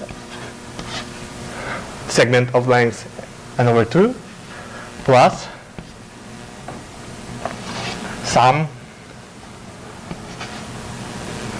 work. This is a linear amount of these U operations, so it's n log n. So this relation, how is this relation solved?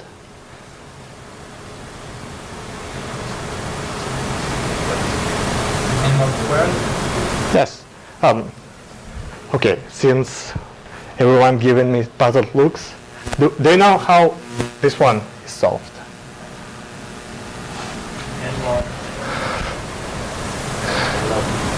Yes, this one is the special case of Master's theorem. Is it? Okay.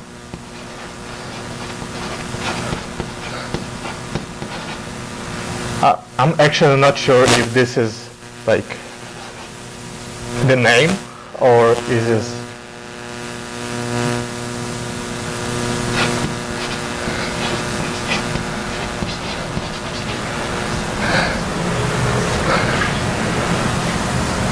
Okay, so and this is n log n.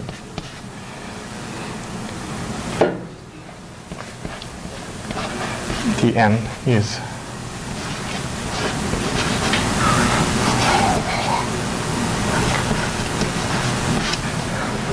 so if we just multiply this one by log,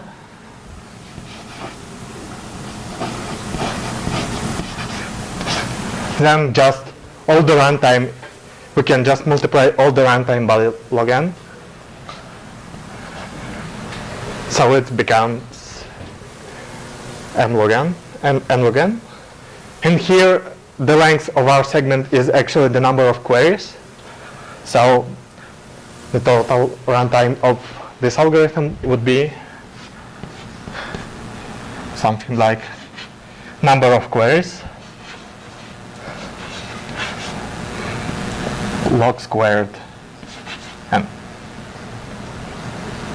Oh, it's fine. So it's actually log m log n, but it's the same constant factor most of the time.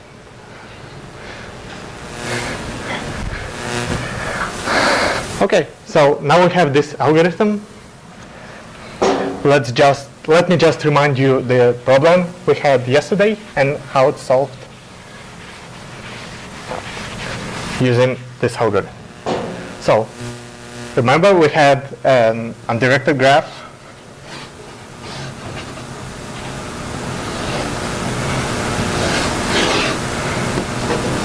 And we had some weights on it. So like 6, 2, 1, 5, 4, 3. So yeah, and we needed to find the connected subgraph where the difference between smallest edge in this graph and the largest edge in this graph is as small as possible. So the first thought should be, oh, it's a monotone predicate, so we run binary search. While do something, right?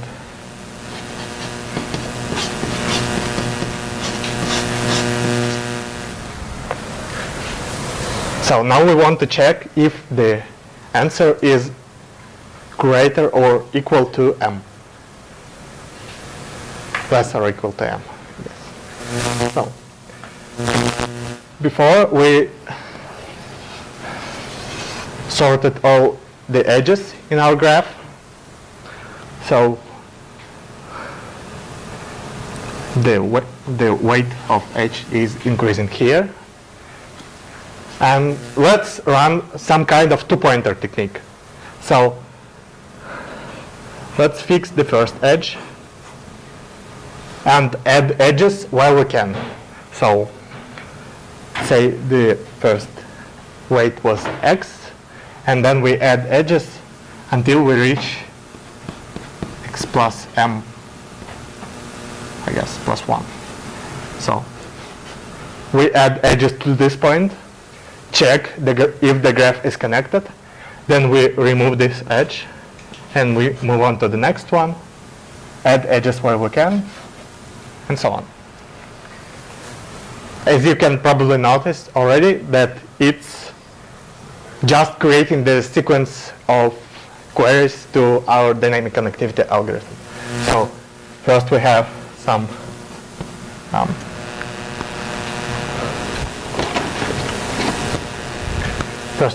add.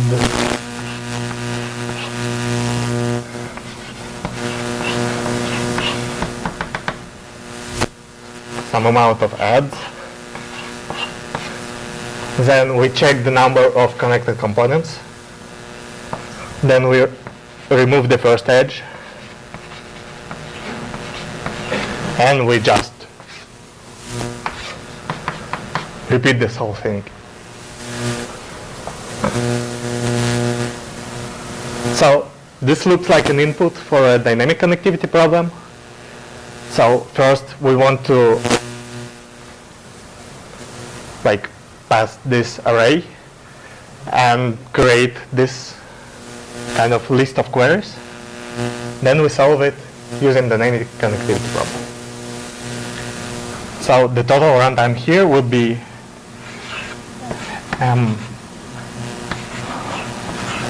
log, let's say, log squared and log c, where the c is the maximum number, maximum weight of an edge in our graph.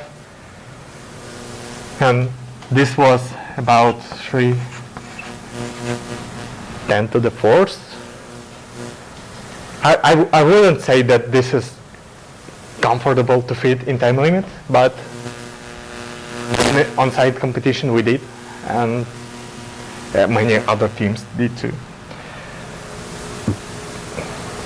Oh, okay.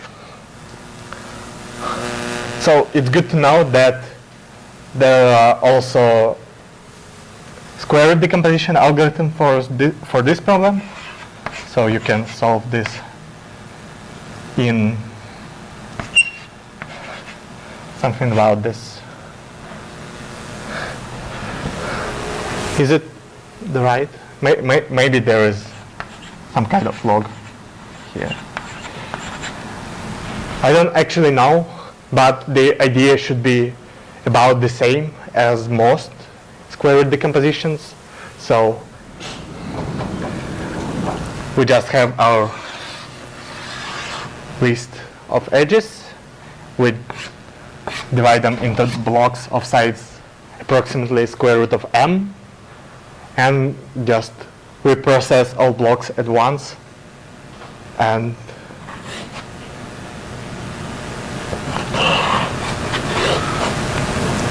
just add edges by one when we can't process this block.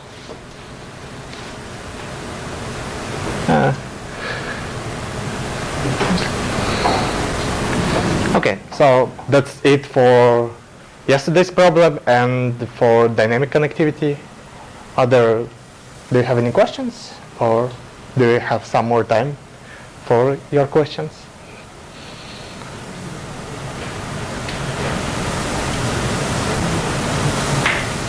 Okay, so. I have a question. Oh, yes. On the rollback, you chose to keep the path compression but not rank. Yes. You could just switch. Is there a reason why you kept this way? Not really. Each one. Oh, actually, right now I'm not sure.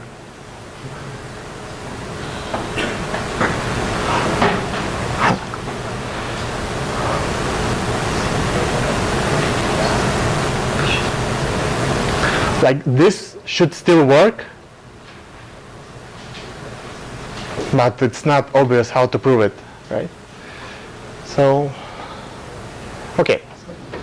So, okay, there is a version which definitely works.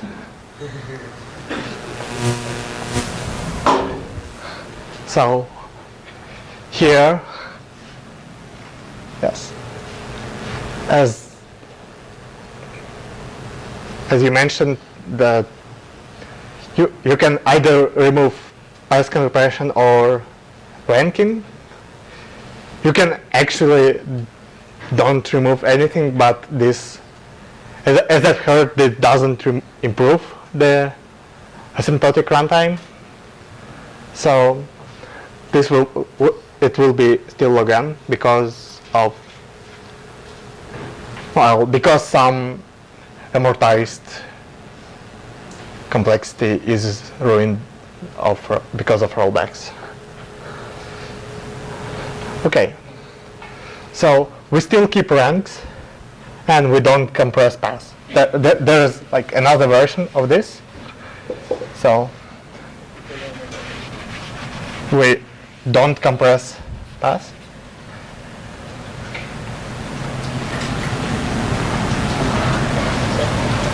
So this would be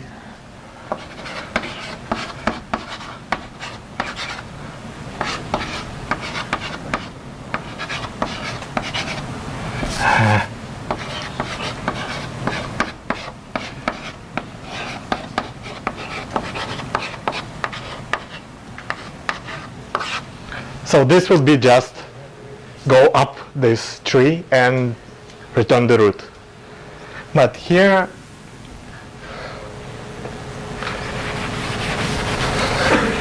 we also need to, well, let's say that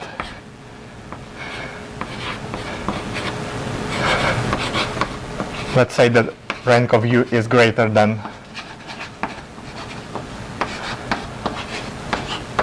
rank of v.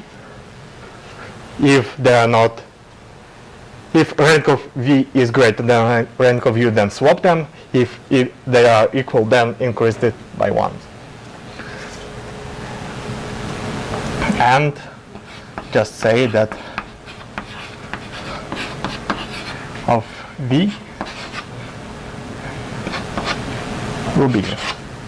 So here the rank will be actually the depth of this tree. So these parent links always form a tree.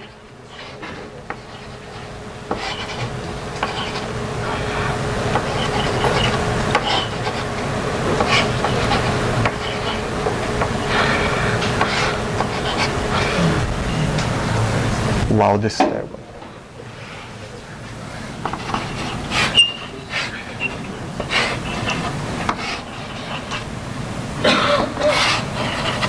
So these parent links always form a tree, and its depth won't be more than log n because of this ranking condition.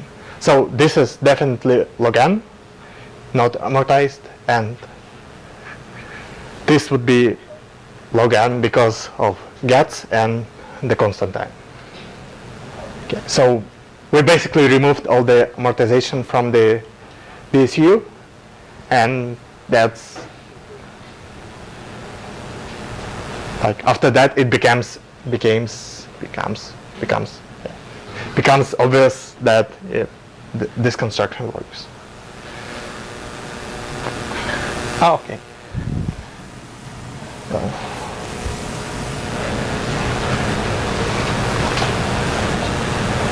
So we have 40 more minutes, right? I expected this to go faster, but no regrets.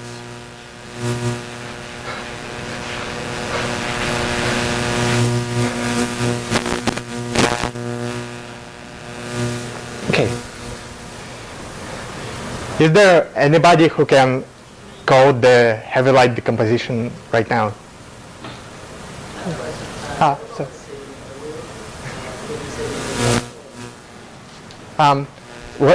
we basically save all the changes in our either parent of our rank array. So here we'll save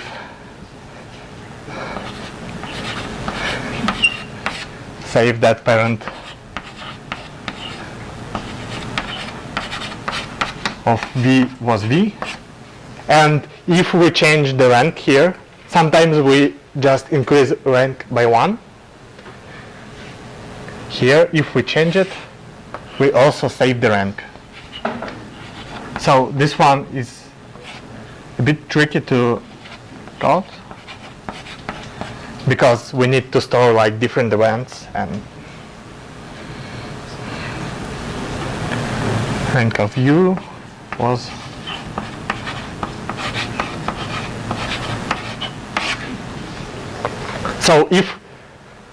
so we don't save anything in get, and if we change any of the arrays or any of the variables in our data structure, we save this change and we just roll back this change when we want to.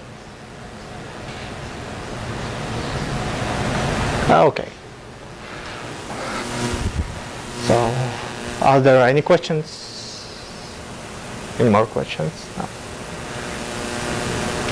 So, yesterday's problem is a nice exercise on this, I would guess.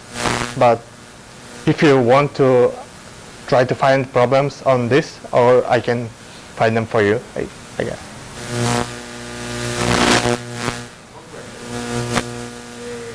Why can use the both one compression and the one with the back? Because here we have this new operation, and because like usual alpha n bound is amortized, so it's not like a real bound on any of this operation. It's a bound of like an average of this operation over time, and because we just roll back changes, this amortized analysis just breaks for them, and it doesn't improve the asymptotics of this. So you can code both. I even heard it was like maybe 5 to 10% faster, maybe. Well, I don't know how they tested it, but I kind of believe in it. So if your time limit is really tight, you can try doing both. But like this doesn't improve the theoretical bound, and I'm not sure how it works in practice.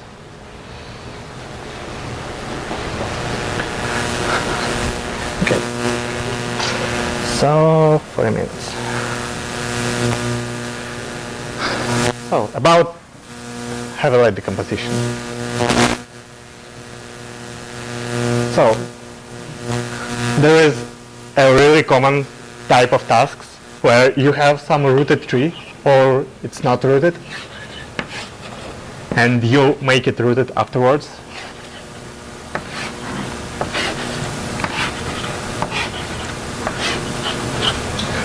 And you are asked to do some kind of queries in it. So let's say take vertex U and V. Ouch. Take the path between them, and like take the sequence of vertices and take the maximum of it, take the edges and take the like XOR of it, or whatever. There is really infinite amount of problems like this, and it's important to know how to solve them. So let's first consider the easiest task. Let's say we have everywhere from here I'll have the tree. It's either rooted or not. If it's not rooted, we'll probably root them themselves by just making the root 0. So just calculate the sum of u and v from u to v, from all the vertices or all the edges. So this one doesn't require any complicated data structures, which I wanted to tell you about, but it does require finding an LCA. So if we have some path from root to LCA here, LCA is the lowest common ancestor, so the vertex which is ancestor for both u and v, and is the lowest possible. So after that, the paths diverge into u and v. So what can be told about the sum of these two segments? Let's say L is the LC. So this path to u is the difference of these two segments. So it's just sum of all values up to u minus sum L plus the same for v.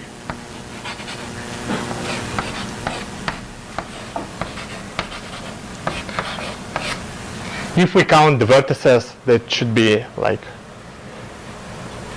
parent of L instead. So this one is simple, but it carries an important idea that if we can like undo the operation, so when we want to calculate something on this path, we just calculate something on path from u to root and from L to root, and just remove this. So this is an important idea that is used in a lot of tasks, actually.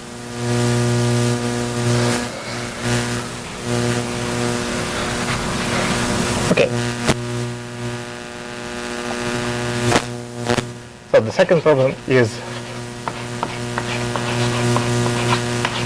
let's say we want to find the maximum vertex on the path from u to v. This one is harder because if we have like path from u to L, and by the way, I assume you know what the LCA is and how to find it. Is that correct? Okay.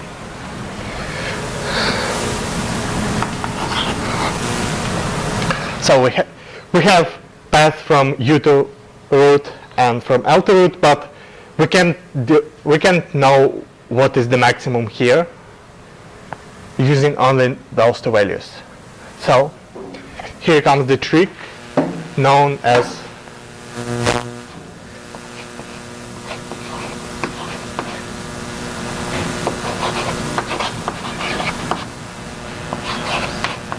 heavy light decomposition.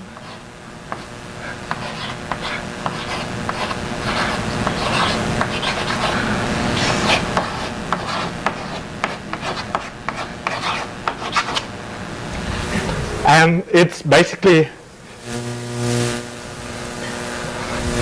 here we want to color all the edges. Well, no.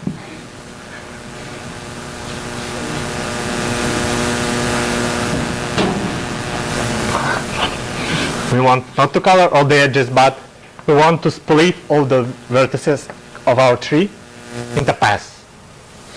So let's say this would be the path.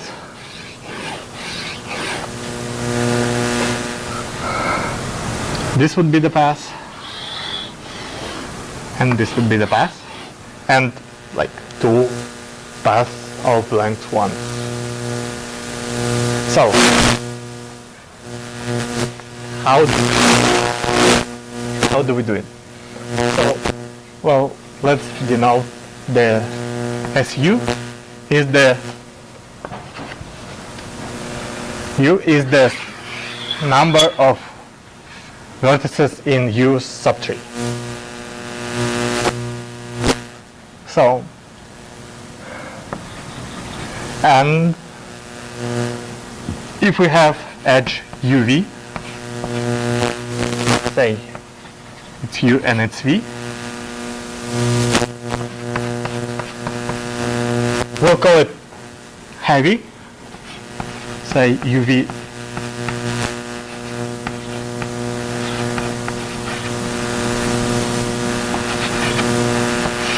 we'll say that UV is heavy if the size of V is greater or equal to the size of U divided by 2. So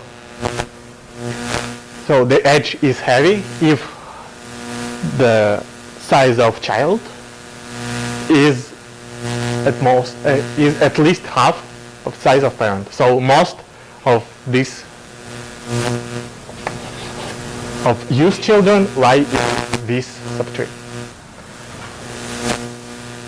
So okay, important observation number 1.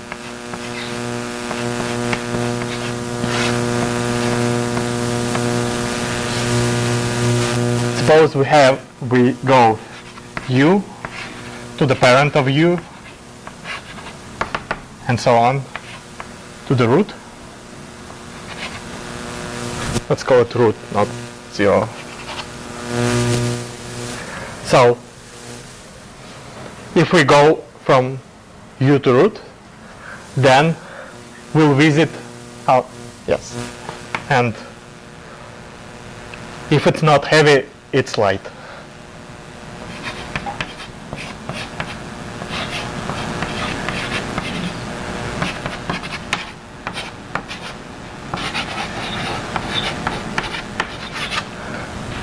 So here comes the name, halide composition. So we name all the edges in our either heavy or light.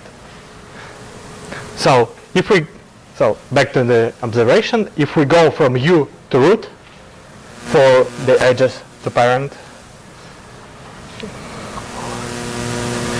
then we'll visit no more than log n, where n is the size of whole tree.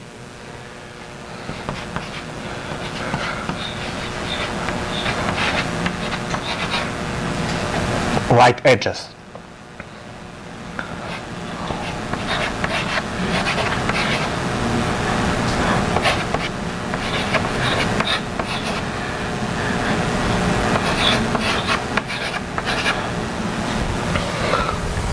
This is true.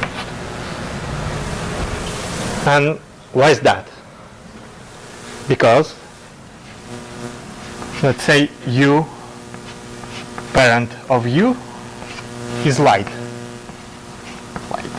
So it's not heavy. And what does it mean?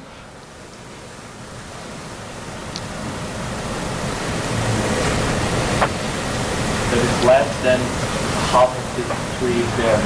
Yes, that means that size of U is, well, here it's greater than or equal, then it's strictly less than size of what?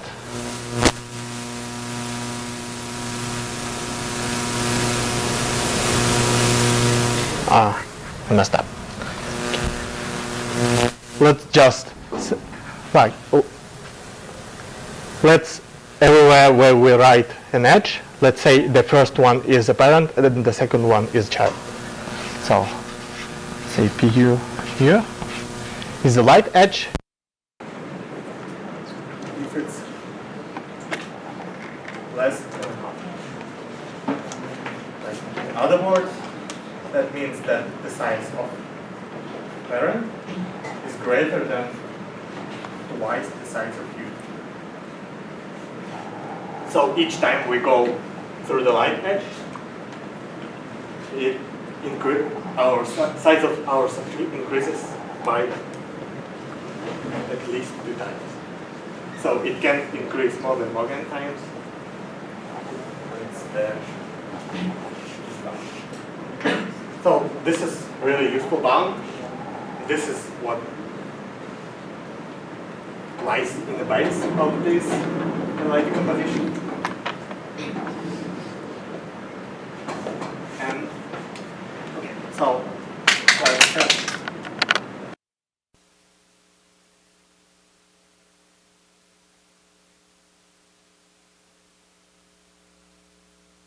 let's have this kind of tree and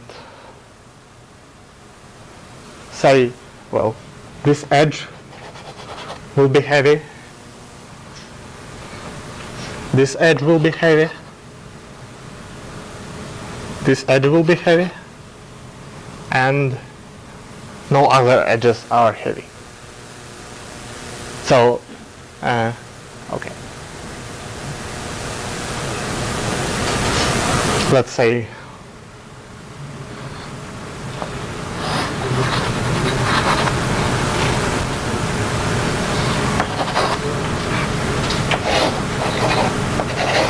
like this. So none of the other edges are heavy, and here we'll call what we call the heavy path. So it's like path consisting only of heavy edges.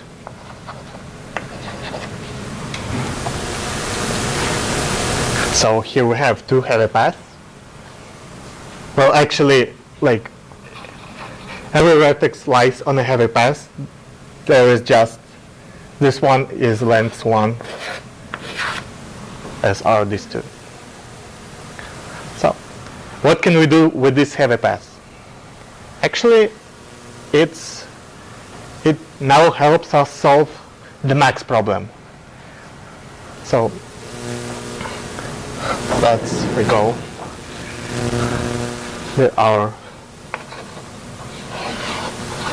we still need to find an LCA.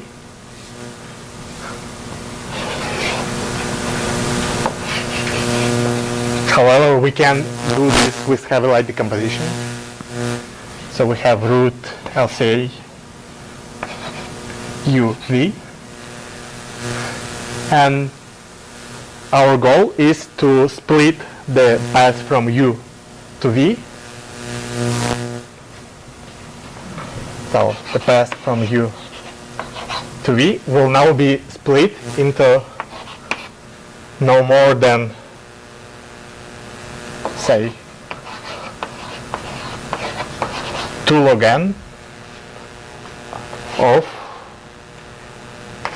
like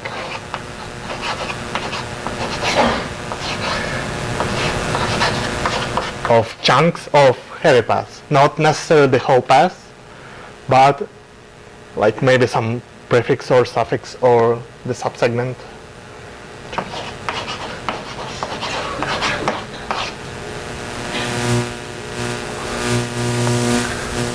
Well, it's kind of obvious how to do. Take the heavy path from U. It ends somewhere. We just go the right edge. Then we just go through the heavy path again, and until we meet L, here we end. So from U to L, we visit no more than log n path, and the same as from, let's say, from L to V. For this problem, it doesn't matter like which direction we traverse this path, but for some problems it is important.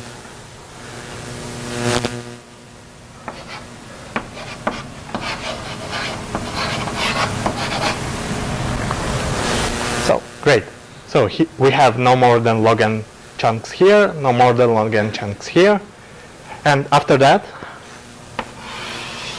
we just need to answer our query, and this just means that we take the heavy path and make our favorite data structure work on this path. So for example, for here I propose segment tree.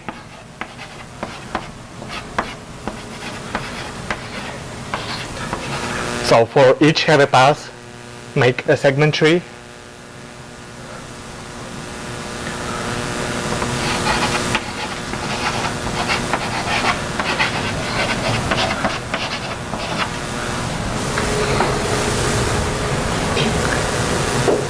And so the time of the query will be for log n chunks, no more than 2 log n chunks. We query to the underlying segment tree on this chunk, and we have another log n. So in log square time, we can find the maximum value from on path from U to V. Any questions here?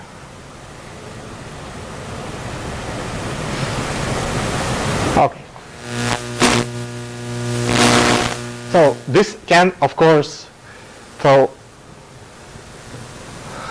the technique build a segment tree on a heavy path is widely used, and after that we can make any kinds of queries from U to V after decomposing our path into log n chunks and then doing something we pre-calculated. So for example, I don't know, suppose we have matrices on edges. This matrix could easily be some, I don't know, some maybe matrix for DP, dynamic programming transitions.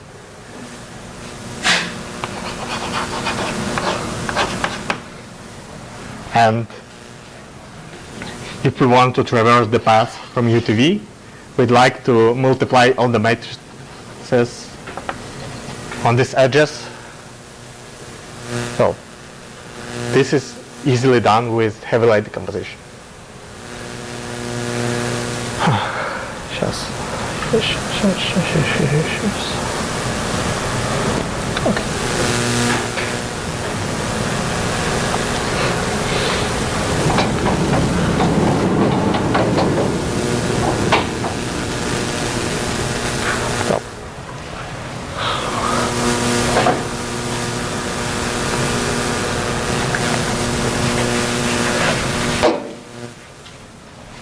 Okay, are there any questions maybe now?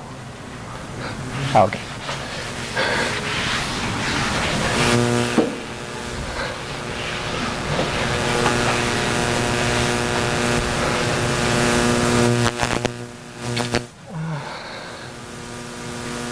Is it a good idea to stop now? Since I don't think I'll be able to move to the next topic here in 20 minutes. So let's just finish now and hopefully it's fine. I'll see you in the contest.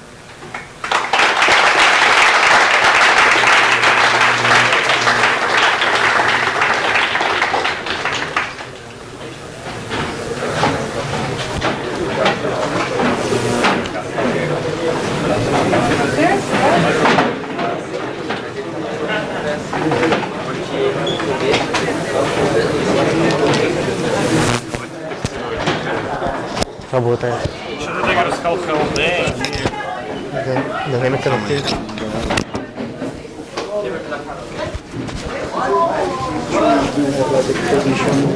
Not considering the size of the subtree, but the height of the subtree.